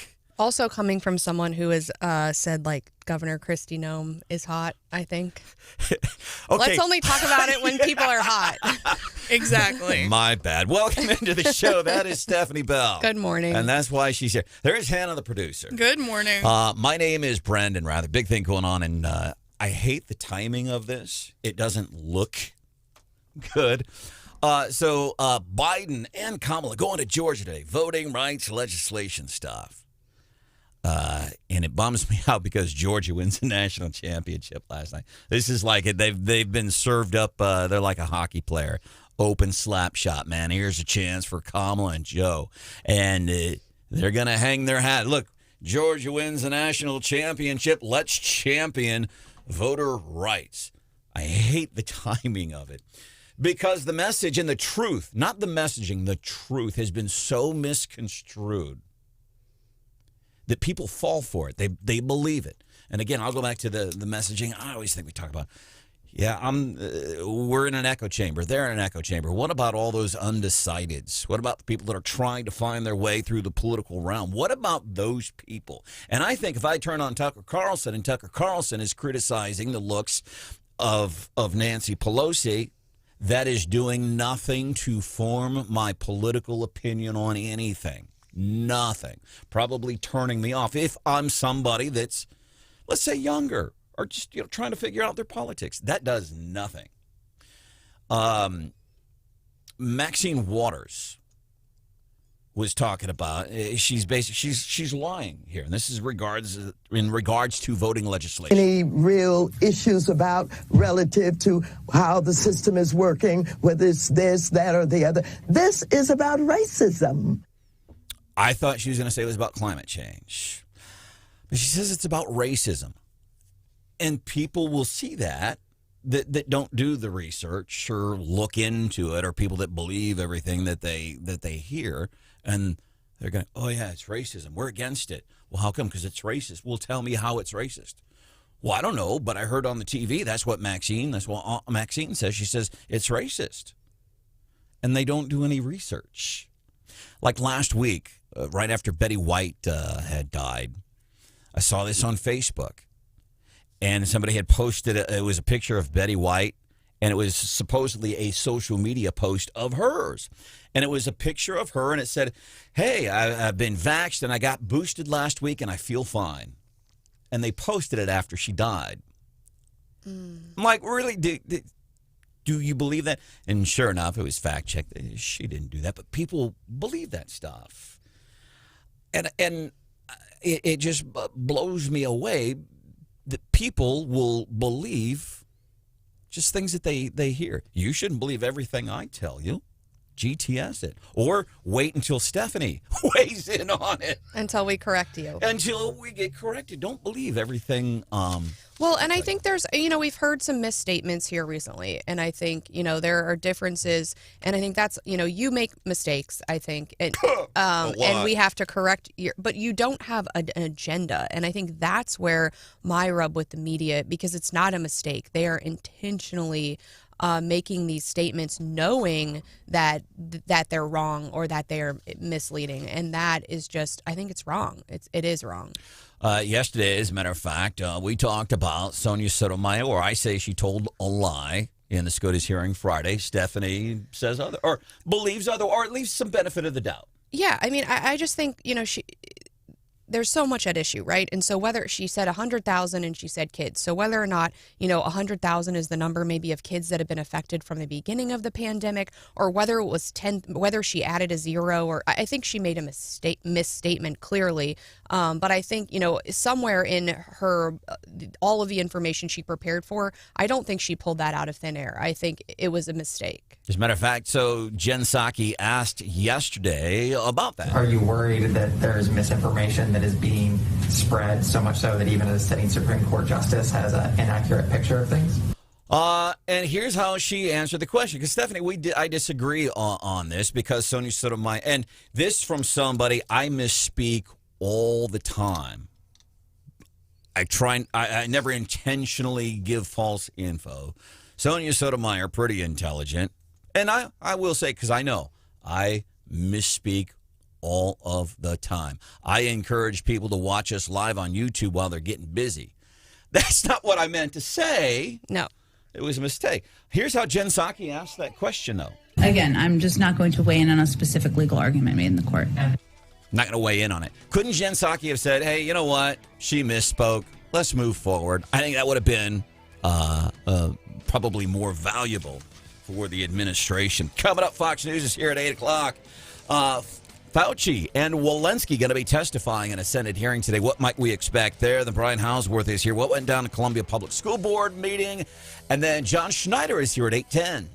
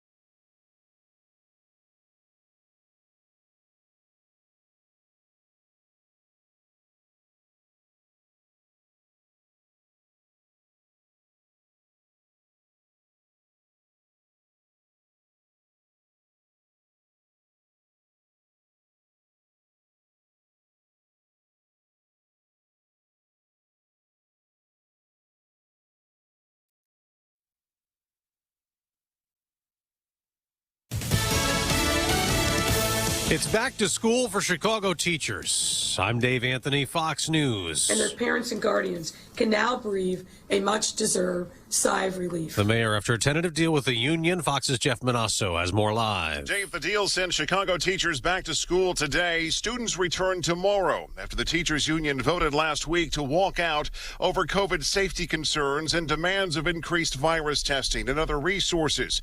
A walkout that Mayor Lori Lightfoot calls illegal. No parent should be forced to make the choice between earning an income to take care of their family or being home to monitor their kids. She says virtual learning last year proved to be disastrous. The deal to get back to work also comes after a group of parents filed suit against the Chicago Teachers Union. Dave? Jeff, this COVID surge keeps breaking records. Nearly 1.5 million cases reported yesterday. Hospitalizations have also hit an all-time high.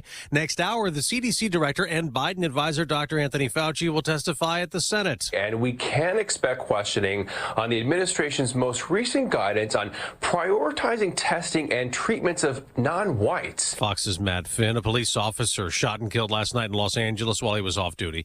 After an argument with several people who left in a pickup truck, there's a manhunt to find them. President Biden will go to Georgia today to push federal election reform. Democrats claim will counter Republican-led state laws that suppress voting, but GOP Congressman Buddy Carter from Georgia tells Fox it's easier to vote in Georgia than it is to vote in California, Delaware, and New York. Georgia football fans had a night to remember. Yes! Oh my God! Celebrating a national championship. Yes! Georgia's first since 1980. Yes! Beating Alabama 33-18. The sound is from Audrey Navcav via Storyful. He was so excited he broke his armchair. America's listening to Fox News. What are your 2022 business goals? Simplified IT? More security? Dell Technologies has the expertise to help you, from transforming your digital workspaces to providing comprehensive end-to-end IT solutions.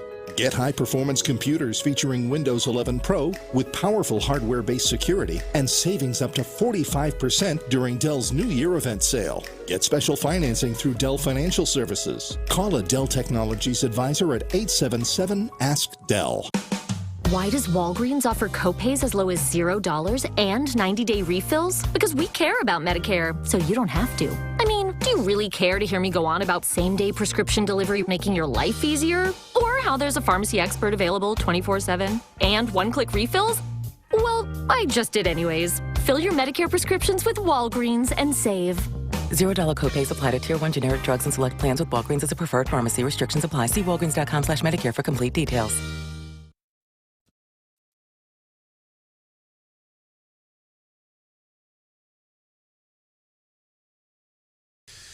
.939 The Eagle News Time with Robinson's Cleaners. Robinson saves you time. It is a bright sunshine day right now. A beautiful morning, albeit chilly, 25 degrees in Columbia, 24 degrees in Jefferson City. It's going to be warm today with a high of around 50 degrees. However, there's a chance of snow late in the week into Friday night into Saturday morning.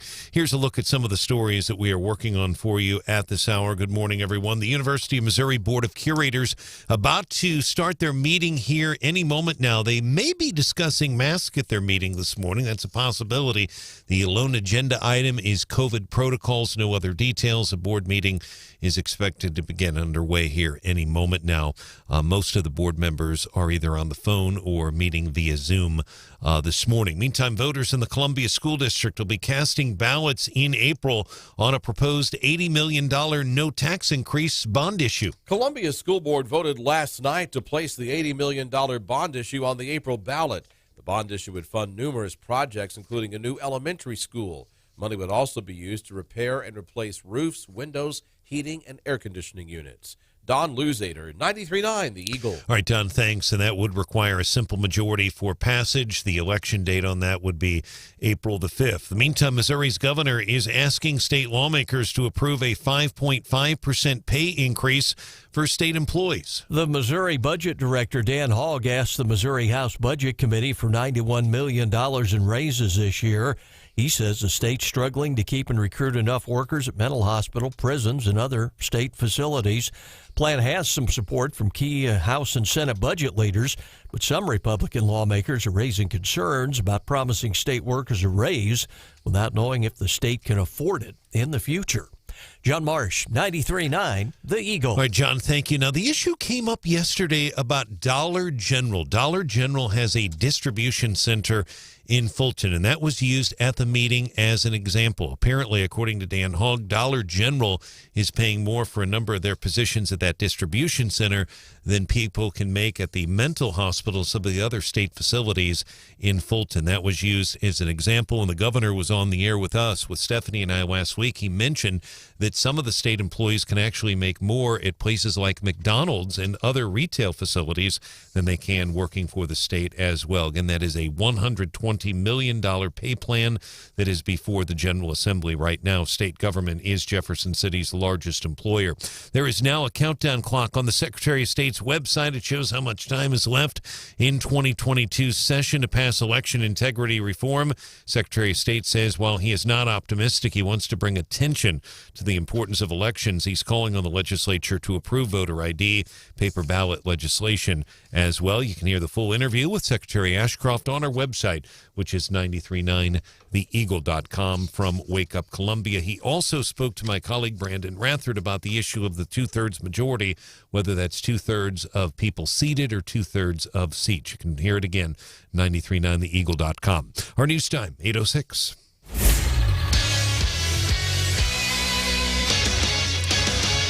Turning our attention now to sports. National Championship football game. The Georgia Bulldogs are the national champions for the first time since 1980 when they had Herschel Walker. Vince Dooley was on that team as well. It goes all the way back to the Bear Bryant era.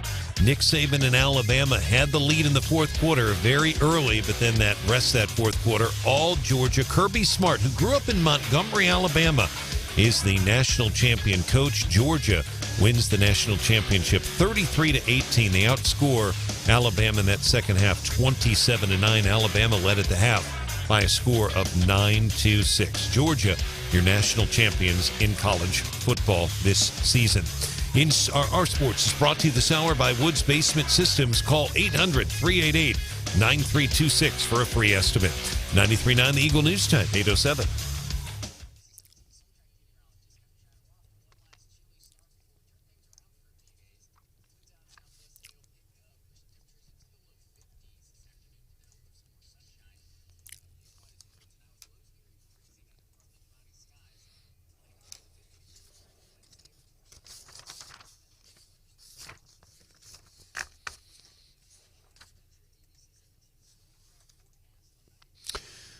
All right, Kevin, thank you. Great work today. We appreciate you. Our weather is brought to you this hour by Club Car Wash, clubcarwash.com. Find a location near you. It's 25 degrees. Eagle Eye Traffic. And our traffic check is with MidmoHires.com. Local companies looking for local people. MidmoHires.com. Find a job, post your job opening today. Roads right now are pretty quiet in mid-Missouri. Want to remind everyone, Attorney General Eric Schmitt will join us live. Branden, Stephanie, and I, after the 8:30 newscast, will join us live, talk about what's going on with the suit and some other things. And Jen Bukowski, the defense attorney here in Columbia, will be the guest host today on the Gary Nolan Show. And Jennifer will be here in studio this morning. Breaking news immediately. I'm Brian Hauswirth, 93.9 The Eagle.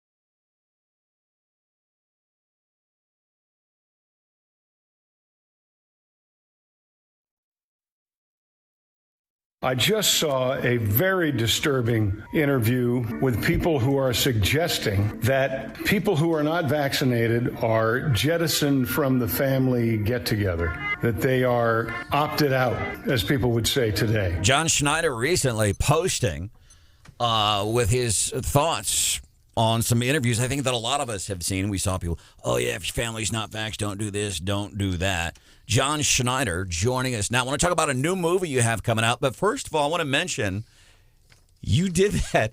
You were in the middle of a Christmas party when you did that. Yeah. What on earth possessed you to say, you know what, I'm going to break away from this Christmas party to post this? I know it was important to you, but what possessed you to do that? Well, I think it's if people would look back, I'm one of the first people that refused to give up my right of free assembly back when this nonsense first started. So I feel that when you are so inspired, especially when you're in the middle of a Christmas party, and we had people there who were, what's the word we used to use? Free. So some were vaccinated and some weren't, which is, what's that other word we used to use? Choice. So I felt it was incumbent upon me, when so inspired, to go out and say something about it. Pretty good platform. And there's no time like the present, as we used to say. Amen. And there's no bad time for the truth. No bad time for the truth. Well, I thoroughly enjoyed it. John Schneider joining us here on Wake Up Columbia. He's got a new movie coming out, Poker Run. He wrote, directed, and he stars in it. And this is a sequel to another movie he'd done. Of course, great career in country music. And, man, Bo Duke, it is so cool to have you here, man. Welcome to the show. How are you? Hey, thank you. Hey. Everybody wanted to be Bo, even John Schneider. Well, it's funny because, and one of the things I wanted to ask is I do want to ask kind of how you've gotten into this. We see you on the news and on Fox sometimes. I kind of want to talk about that evolution into where you are today. But one of the things I wanted to ask you, because obviously, John Schneider, Bo Duke, right? Dukes of Hazzard, every Friday night. Yeah. I think it was before or after the Incredible Hulk, man, every Friday night. It was right after. Right after the Incredible Hulk. Love me some Bill Bixby. Yep. That's how we grew up. How does it, when people come up and say, hey, it's Bo Duke, that was great. It was like 40 years ago. And I know people recognize you've had some number one hits on the country music charts. You do a lot of stuff with some other TV networks.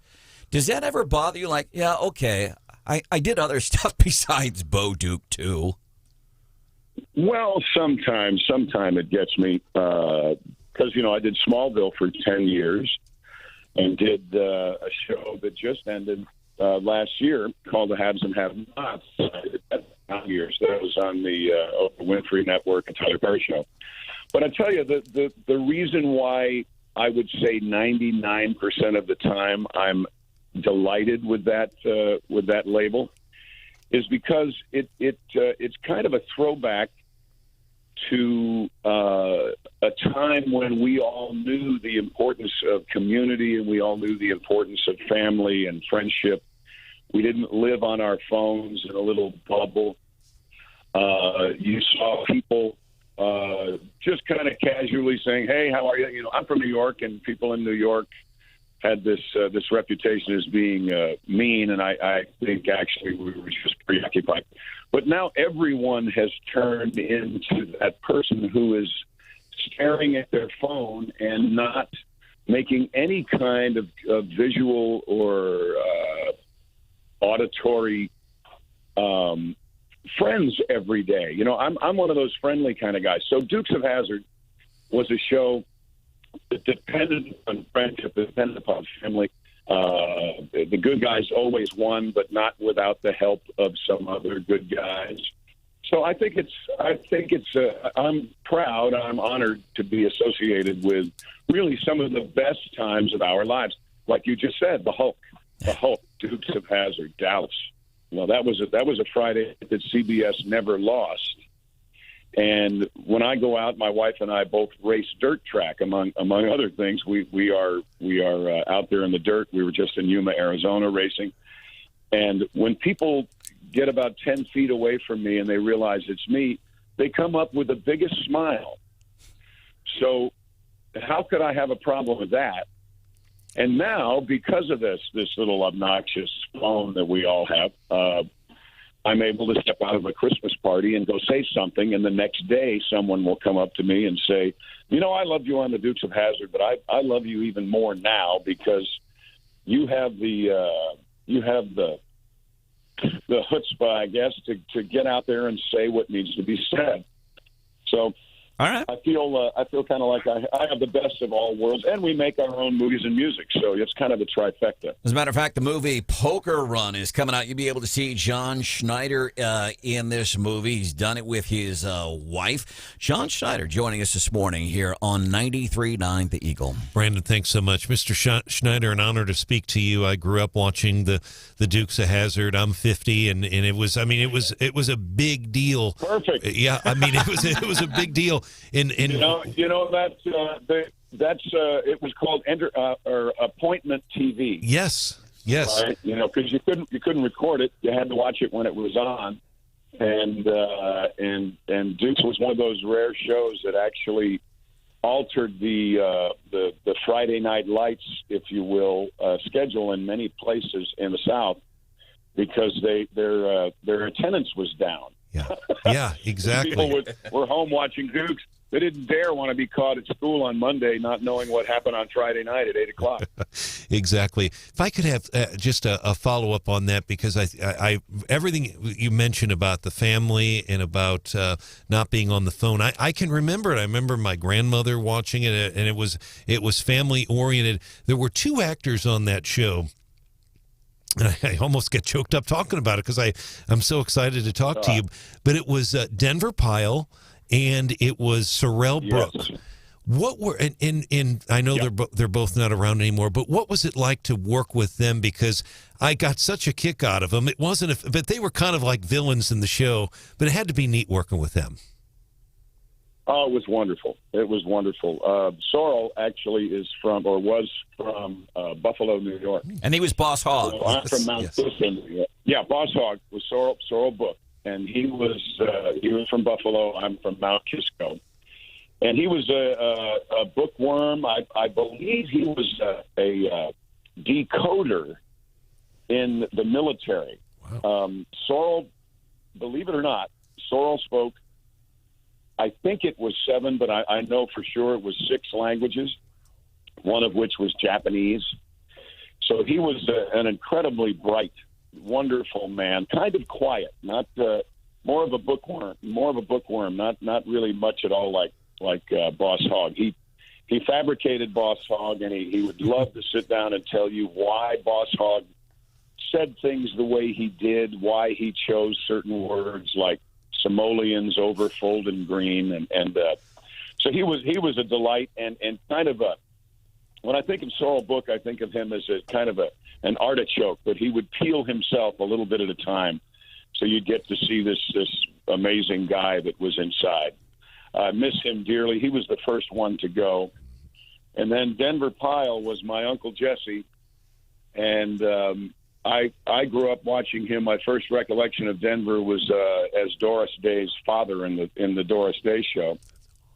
And then later on the Andy Griffith Show as Briscoe Darlin. And then beyond that, he was an amazing character. Mad Jack, I think was his name, on Grizzly Adams. Yeah, I forgot about that. And he had worked with John Wayne. So, of course, I'm a big John Wayne fan. So I picked his brain about that and John Ford and the origins of this wonderful business we're in. All right. Interesting. So for me, Denver Pyle was my Uncle Jesse. How about that? He was my sanity. Interesting take, too. Such as it was. On appointment TV back in the 80s, 70s, late 70s into the 80s. Because you couldn't go. You didn't go to Netflix and watch at your convenience. We got together on Fridays. You'd invite your best buddy from 3rd grade to spend the night at your house. You built a fort in the living room, and you popped popcorn over the stove. You didn't do it in the microwave back in the day. We watched Dukes of Hazzard. John Schneider hanging out with us this morning here on 93.9 The Eagle. New movie, Poker Run, we want to get to here in just a minute. Yeah, so here at Zimmer Radio Group, we are gearing up for our annual Children's Miracle Network Radioathon. So I was really interested to see in your bio that you're actually one of the founders of CMN. Can you talk more about that? Sure, absolutely. Way back when I first started in theater and playing guitar and all of that. I'm talking 1968. One of the things that we did in New York, one of the things my father did, he played in a square dance band called the Crop Dusters. And one thing he would do every year is they'd do a free concert at a hospital not far from where we lived, and he would call a square dance, a wheelchair square dance. So that made a very big impression on me. And a little bit later, when I was in my early teens, I would be doing theater, musicals mostly, and we would bring a little truncated version of whatever show we were doing to a local children's hospital. So these things really showed a very young John Schneider the power of entertainment. If you can do something that causes children in wheelchairs to go out and square dance, or children on life support, not life support, but IVs and kind of rolling medication, to smile and laugh, then whatever that was a good thing. So when Dukes of Hazzard kind of took over the world back in the three-channel world, I wanted to do something that would bring that feeling back. So a couple of friends of mine and I got together after working with another organization for 2 years, and I came up with some ideas from my life experience for this organization, and they were tried and true and really didn't want to change. So at the ripe old age of 22, I had to decide whether I wanted to shut up or start my own children's charity. So the four of us started a thing called the Children's Miracle Network. At that point, we are now Children's Miracle Network Hospitals. We raise money for children's hospitals all throughout the U.S. and Canada. Our first year was bigger than the last year at the other organization. And since then, I say that we started in 1982 because that's when the papers were filed and it was really born. First telethon was 1983. We have raised just a little bit over $8 billion, that's with a B, $8 billion for children's hospitals all throughout the U.S. and Canada. As a matter of fact, John, we've been doing it. Proud of that. We've been doing this for, I want to say, like 15 years now. We're doing it the last Friday and Saturday in February for this year. And these kids, we get to see the kids. Like some of these kids we've been knowing for 15 years, and we see the work of what people that make donations, and we see the work of what when people donate in these kids that they help right here in Missouri. We're so excited to be a part of it. I know you got to get going here. Poker Run. Tell us about it. Where can we find it? Poker Run. Poker Run it's a throwback to Dukes of Hazzard and Smokey and the Bandit and Gator and all these wonderful times when we didn't take ourselves so damn seriously. So it's cars and dirt and fun. If you like Dukes, you're going to love it. All you have to do is go to JohnSchneiderStudios.com, JohnSchneiderStudios.com. Check it out. You can buy the DVD there. We actually have a special going on. It just started yesterday. You can get the DVD and a movie theater-sized poster. We throw that in autographed for free. So check it out. Poker Run is at JohnSchneiderStudios.com. All of our other swag is there as well. Or if you want to watch it right now, I don't believe in Netflix. I don't do business with people I disagree with, and I disagree with their politics and policies. So go to Cineflix.com. That's CINEFLIXDOD.com, and watch Poker Run, or any of the other movies we've done tonight with some popcorn on the couch. And don't do it in the microwave. Make it on the stove. John Schneider, 93.9 The Eagle. Hey, man, thank you so much for taking time out of your day to hang out with us. You have our number, and seriously, we've got a mutual friend in Brian Mays. Anytime you need something, please don't hesitate. He's great. All right. I sure will. I appreciate you helping us. We are independent, so we appreciate every sale, and we need every sale. So thank you for helping me spread the word. Glad to do it. John Schneider this morning at 93.9 The Eagle and 93.9theeagle.com. Coming up, The Morning Bell with Stephanie Bell. Good old boy. Never mean.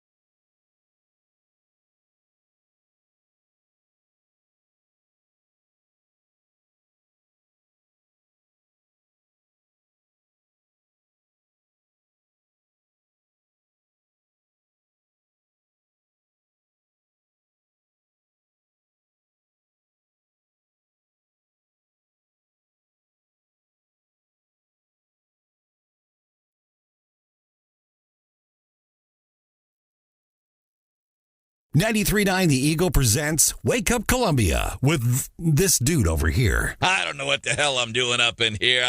Whatever. 93.9 The Eagle. Hey, before Attorney General Eric Schmitt joins us at 8:35, did want to get into the morning bow with Stephanie Bell here real quick. Sure. A big tech company, Stripe, the CEO tweeted yesterday about the workforce. In Q1 2019, 39% of the company's hiring was outside the Bay Area. Last quarter, it was 74%. And he basically said, now all you don't need to live in the Bay Area, you just need the internet. And I thought, what an opportunity for Missouri. Put Warcraft down in your mom's basement and start working, man. I love that. It's the Morning Bell with Stephanie Bell. Fox News is here. Fauci Walensky going to be testifying in D.C. today. Then Brian Hauswirth, 8:31, election integrity reform in Missouri. 8:35, Attorney General Eric Schmitt's joining us. ABC 17 storm track forecast up to 53 today. Right now it's 29. Stop by Club Car Wash. Get an unlimited membership. They're only $20 a month. More details, clubcarwash.com. Fox News, I'm Chris Foster. It's another new daily record for confirmed COVID cases in the U.S., with more people hospitalized than ever. As of Sunday, 142,000 people with COVID-19 were hospitalized in the U.S., according to the Department of Health and Human Services. The CDC says the U.S. has added more than 1,483,000 new COVID cases in the past 24 hours, with more than 1,900 additional deaths in that time period. Fox's Tanya J. Powers. The Biden administration condemns another North Korean missile launch, the second in a week. South Korea says it seems a ballistic missile was fired into the sea. U.S. Ambassador to the UN, Linda Thomas-Greenfield. These actions increase the risk of miscalculation and escalation and pose a significant threat to regional stability. Thomas-Greenfield read a joint statement by the U.S. and 5 allies calling on North Korea to return to negotiations. Fox's Simon Owen. America's listening to Fox News.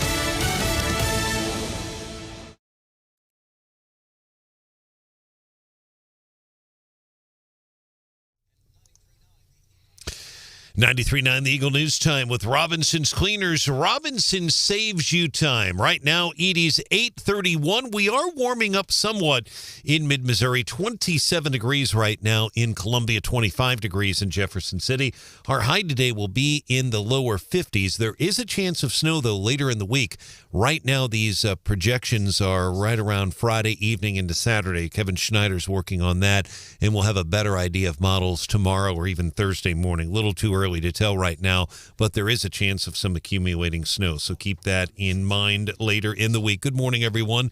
Here are some of the stories that we are working on for you at this hour. The Department of Health and Senior Services says that due to an increase in demand for COVID testing, DHSS is bringing additional free community testing sites to St. Louis and Kansas City. Now, a number of these will be obviously outside of our listening area. Probably the closest one will be the Warren County Fairgrounds in Warren County, right on the edge of our listening area. They'll be there every Friday from 10 until 6.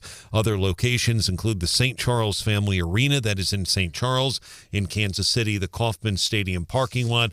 And they'll also be on Saturdays, 10 to 6 every Saturday at the Teamsters Local 955. That's on Emmanuel Cleaver, the 2nd Boulevard in Kansas City. University of Missouri Board of Curators is discussing masks at their meeting as we speak. The board started meeting this morning at 8. Their lone item agenda item is the issue of COVID protocols. Voters in the Columbia School District will be casting ballots in April on a proposed $80 million no tax increase bond issue. Columbia School Board voted last night to place the $80 million bond issue on the April ballot. The bond issue would fund numerous projects, including a new elementary school. Money would also be used to repair and replace roofs, windows, heating, and air conditioning units. Don Luzader, 93.9 The Eagle. A couple other quick notes. Dr. Yearwood did present a report last night about long-range facility planning, and one of them dealt with the issue of state funding. It was more of a report, and I actually linked to that report on our website, 939theeagle.com. 2 quick points that the doctor made yesterday. This is Dr. Yearwood.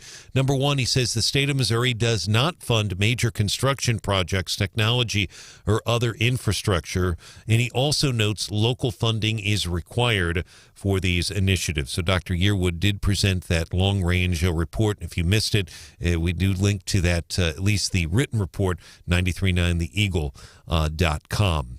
And Missouri state employees would receive 5.5% pay increases under an emergency supplemental budget. It's been proposed by Missouri's governor, Mike Parson. That would cost $120 million under the plan.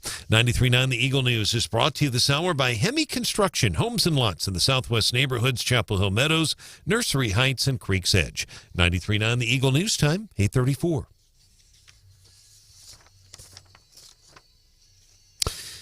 Turning our attention now to sports, the Alabama Crimson Tide. They won the national championship last year, had a chance to do it again this year. They were up in the fourth quarter, but the Georgia Bulldogs, with an explosive second half, especially in that fourth quarter, led by the former walk-on quarterback Stetson Bennett, they win the national title 33-18.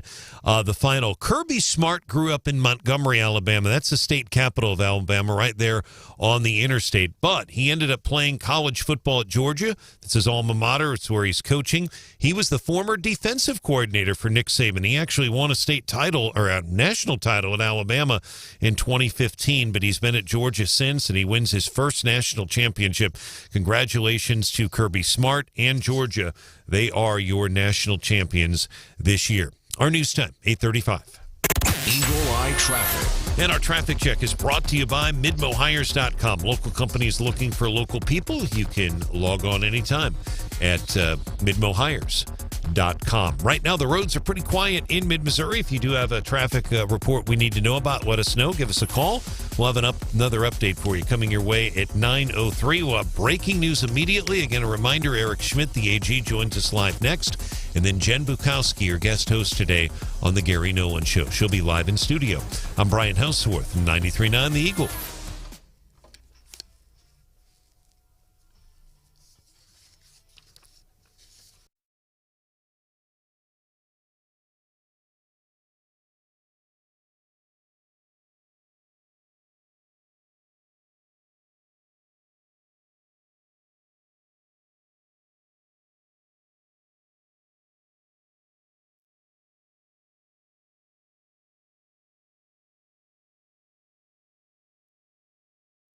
We are so excited about our Flow Flex at-home antigen test.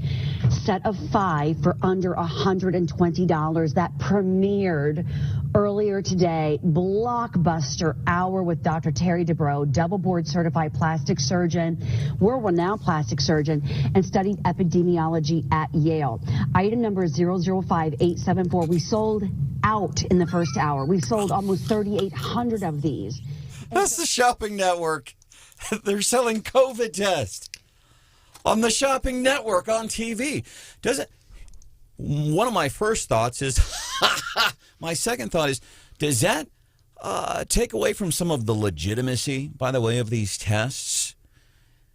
Because that it's like ShamWow in the first half hour and COVID tests on the second half hour. They're equating COVID tests to a Chia Pet. It's on the Home Shopping Network. It gives me Elizabeth Holmes vibes. I'm not going to lie. Some of that just like shady, I don't know. Elizabeth Holmes, former CEO at Theranos. Just weird stuff. Welcome to the show. Wake Up Columbia. Brian Hauswirth, Hannah, the producer, Stephanie Bell, Attorney General Eric Schmitt should be joining us here shortly on the show, talking about Friday, Supreme Court. Yeah, big arguments in the Supreme Court last Friday. They expedited it. Again, it's not really on the merits. The cases were argued, on whether or not there should be a stay. And 2 cases in particular. The first case that came up was about the employer mandate on those big businesses with 100 or more employees. The second case, which is the one that Missouri was leading the way in and argued in, was about the mandate on healthcare workers and the OSHA rule. So 2 really big decisions. The cases are distinct, and there is some speculation by court watchers that we might, those of us who hate mandates might get a split decision. And I guess those people who like mandates would get a split decision, that the court might go one way on one and the other way on the other. And how they're thinking is, it might uphold the mandate and say that, for healthcare facilities that receive federal funding, a mandate would be okay, but that for the OSHA rule over businesses might not be okay. And that's, pure internet speculation for what it's worth. It's huge. It's huge to see Missouri on the national stage, of course. We know that Eric Schmitt's kind of been leading the charge, but this is kind of the first one to bubble up so far to the Supreme Court and really get a decision. And I think, again, too, the Supreme Court hasn't really considered vax mandates. There's this case, I think from the 20s. Wow. It's been a very long time since the Supreme Court has said hardly anything about vaccines. And so I think it'll be, the first real test of some of these COVID protocols. So we'll see. So he is going to be joining us shortly. And, of course, not only is he our Attorney General, he is also running for Senate. Also, another wrench in the race for the 4th Congressional District seat that Hartzler is vacating to run against our Attorney General, Eric Schmitt. She's leaving that seat. Another hat in the ring. So we've got Sarah Walsh, Taylor Burks, just some of the local folks. Bill Irwin, a retired Navy SEAL combat veteran. He is from Lee's Summit, former police officer. He just announced, like 24, 48 hours ago, something like that. He joins us Thursday here on Wake Up Columbia. Right now, I do want to welcome in our Attorney General, Eric Schmitt. I want to ask you, how do you feel as you walk away, short of reading the news headlines? We know what the news headlines said. Everybody seems to be in agreement. Supreme Court doesn't seem to have a lot of appetite for this type of mandate. But prior to the headlines coming out, your team walks out of the courtroom Friday in D.C. What's the conversation you and your team are having on that Friday, Attorney General? I mean, we feel good about it. I feel like the law and the facts are on our side. You never know. It's hard to read too much into the questions that are asked in oral argument. I think the court understands how important these two cases are: the OSHA private employer mandate and the CMS healthcare worker mandate. I think they understand that it's to have oral arguments on essentially whether or not to continue to stay, meaning the pause on it is significant. It affects literally over 100 million Americans and big swaths of our economy. So I feel good about it. You never really know, but I think that, what I've tried to impress upon people too is this is about the government, unelected bureaucrats forcing a medical procedure on tens of millions of Americans. That's true. But what it's also about, I mentioned this on Tucker Carlson on Friday night, what it's also about is there's really no limiting principle, right? There's no statutory authority for these things. There's no constitutional authority for these things. And if this is the direction we're headed, it cuts Congress completely out of it, which are supposed to be the people's representatives. And if you declare something an emergency and it has to do with quote-unquote health, it's a kind of a scary proposition because there's not much the federal government wouldn't be able to do. I've used climate change as an example. As we're at a tipping point, it's an existential crisis. We have to do something. And then all of a sudden the EPA and the Department of Transportation are charged with telling you what you can drive and when you can drive it and where you can drive it. And also mentioned, here comes the midterm variant. And all of a sudden it's not, safe for grandma to go to the polling place and we got mass mail-in voting. Midterm variant. I like that.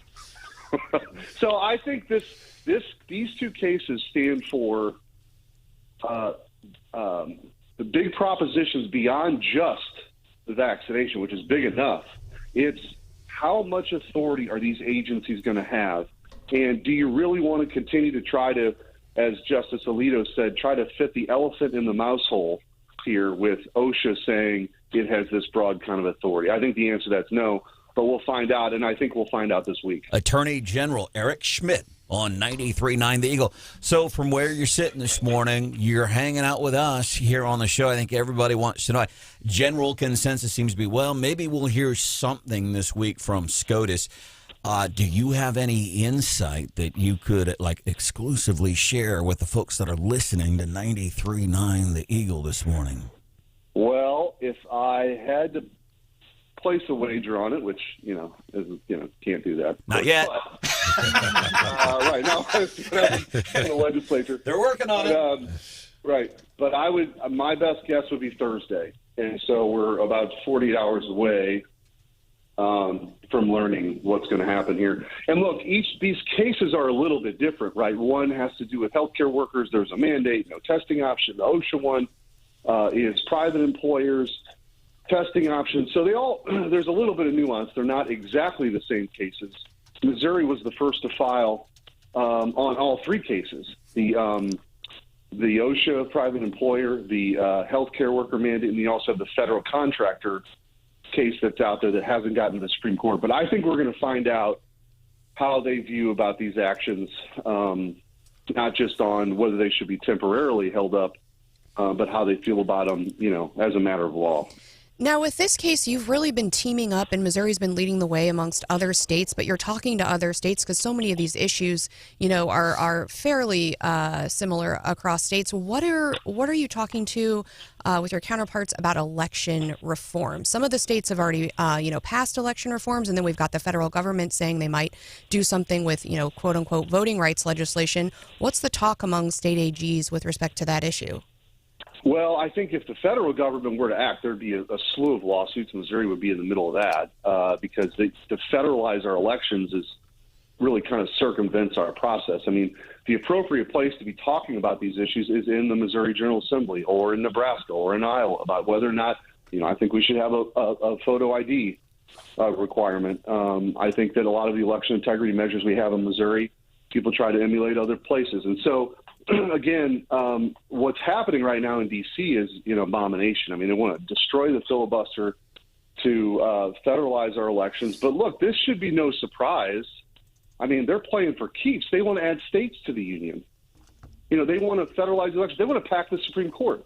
If they didn't have, Joe Manchin in the way or Kristen Sinema in the way, they might be able to do all those things. And if you think about it, the reason they're doing it is just to consolidate power as quickly as they can because they know it's coming later this year. And that's a pretty cynical view of how a republic ought to operate. But to the broader question, Stephanie, that you mentioned is there's a lot of, for example, Missouri, we're the biggest state in the 8th Circuit. And obviously I have a reputation of being a pretty aggressive attorney general against the Biden administration. So we led an 11-state coalition of states that are in the 8th Circuit, which is, Nebraska and the Dakotas, Missouri. And so we're leading that effort. Some other states joined on. There's lawsuits that have been filed in other circuits, the 5th Circuit, like Louisiana and Texas, which gave us a bunch of different opportunities to get these, whether they were going to be nationwide stays or just limited to the circuits. So we were very aggressive and I think pretty smart about how we approach these issues, talking about the mandates, but not just the vaccine mandates. We've done it as Missouri's led the way and won at the Supreme Court on the Remain in Mexico policy. We've teamed up with Texas on making sure Joe Biden spends the $4 billion to finish the border wall. There's a lot of activity, and this is how it's supposed to be. We have a system of federalism. States created the federal government, and it's our job to check that power wherever we can. Attorney General Schmitt, thank you for joining us live. It's great to have you with us. You mentioned Tucker Carlson and obviously this case in Washington with the vaccine mandate. Tremendous media coverage all over the country. No question about that, and we covered it as well. I have a quick question, unrelated, but it's also gotten national attention. And people think about the issues. They're more policy issues, but you also are the Attorney General, and you're involved in criminal prosecutions. Your office as well in 2 cases that have received national attention. The James Addy case, Catherine Dolan was on 2020 the other night, and they did that piece on that. And then just in a couple of weeks, Lindley Rennick here in Columbia the snake breeder case will be sentenced as well for that just horrific murder. I was in the courtroom when they showed the pictures of the murder victim in that snake barn. I know you can't say much because she hasn't been sentenced yet, but can you give us just any reaction to the jury convicting Ms. Rennick? That was Kevin Zellner that prosecuted that case from your office. Yeah, Kevin Zellner is, just to toot his horn a little bit, we have a special prosecution unit, and we get asked, the Attorney General's office gets asked to help out with really complex prosecutions across the state. And Kevin Zellner's, one of the best in the business. And he's a prosecutor that takes his job seriously. And so, we're always pleased when we're able to, provide justice for the victims. And that's a big part of this job. That doesn't get as much coverage sometimes unless there's a case like that. But, we've got that special prosecution unit. I try to, just like we do with the sexual assault kit, trying to clear the backlog with that, or the human trafficking efforts that we have, try to keep those victims front and center, because I think what tends to happen is the focus then, years later is on the perpetrator or the convicted. But what's lost a lot of times are the stories of that mother that was brutally murdered, or the father, or, whoever that victim happens to be. That doesn't get as much coverage. And so it's a big focus of our office, and we're going to continue to make sure it's a priority. Thank you. Attorney General Eric Schmitt also running for Senate this year, 2022. Anything else you'd like to add before we let you go?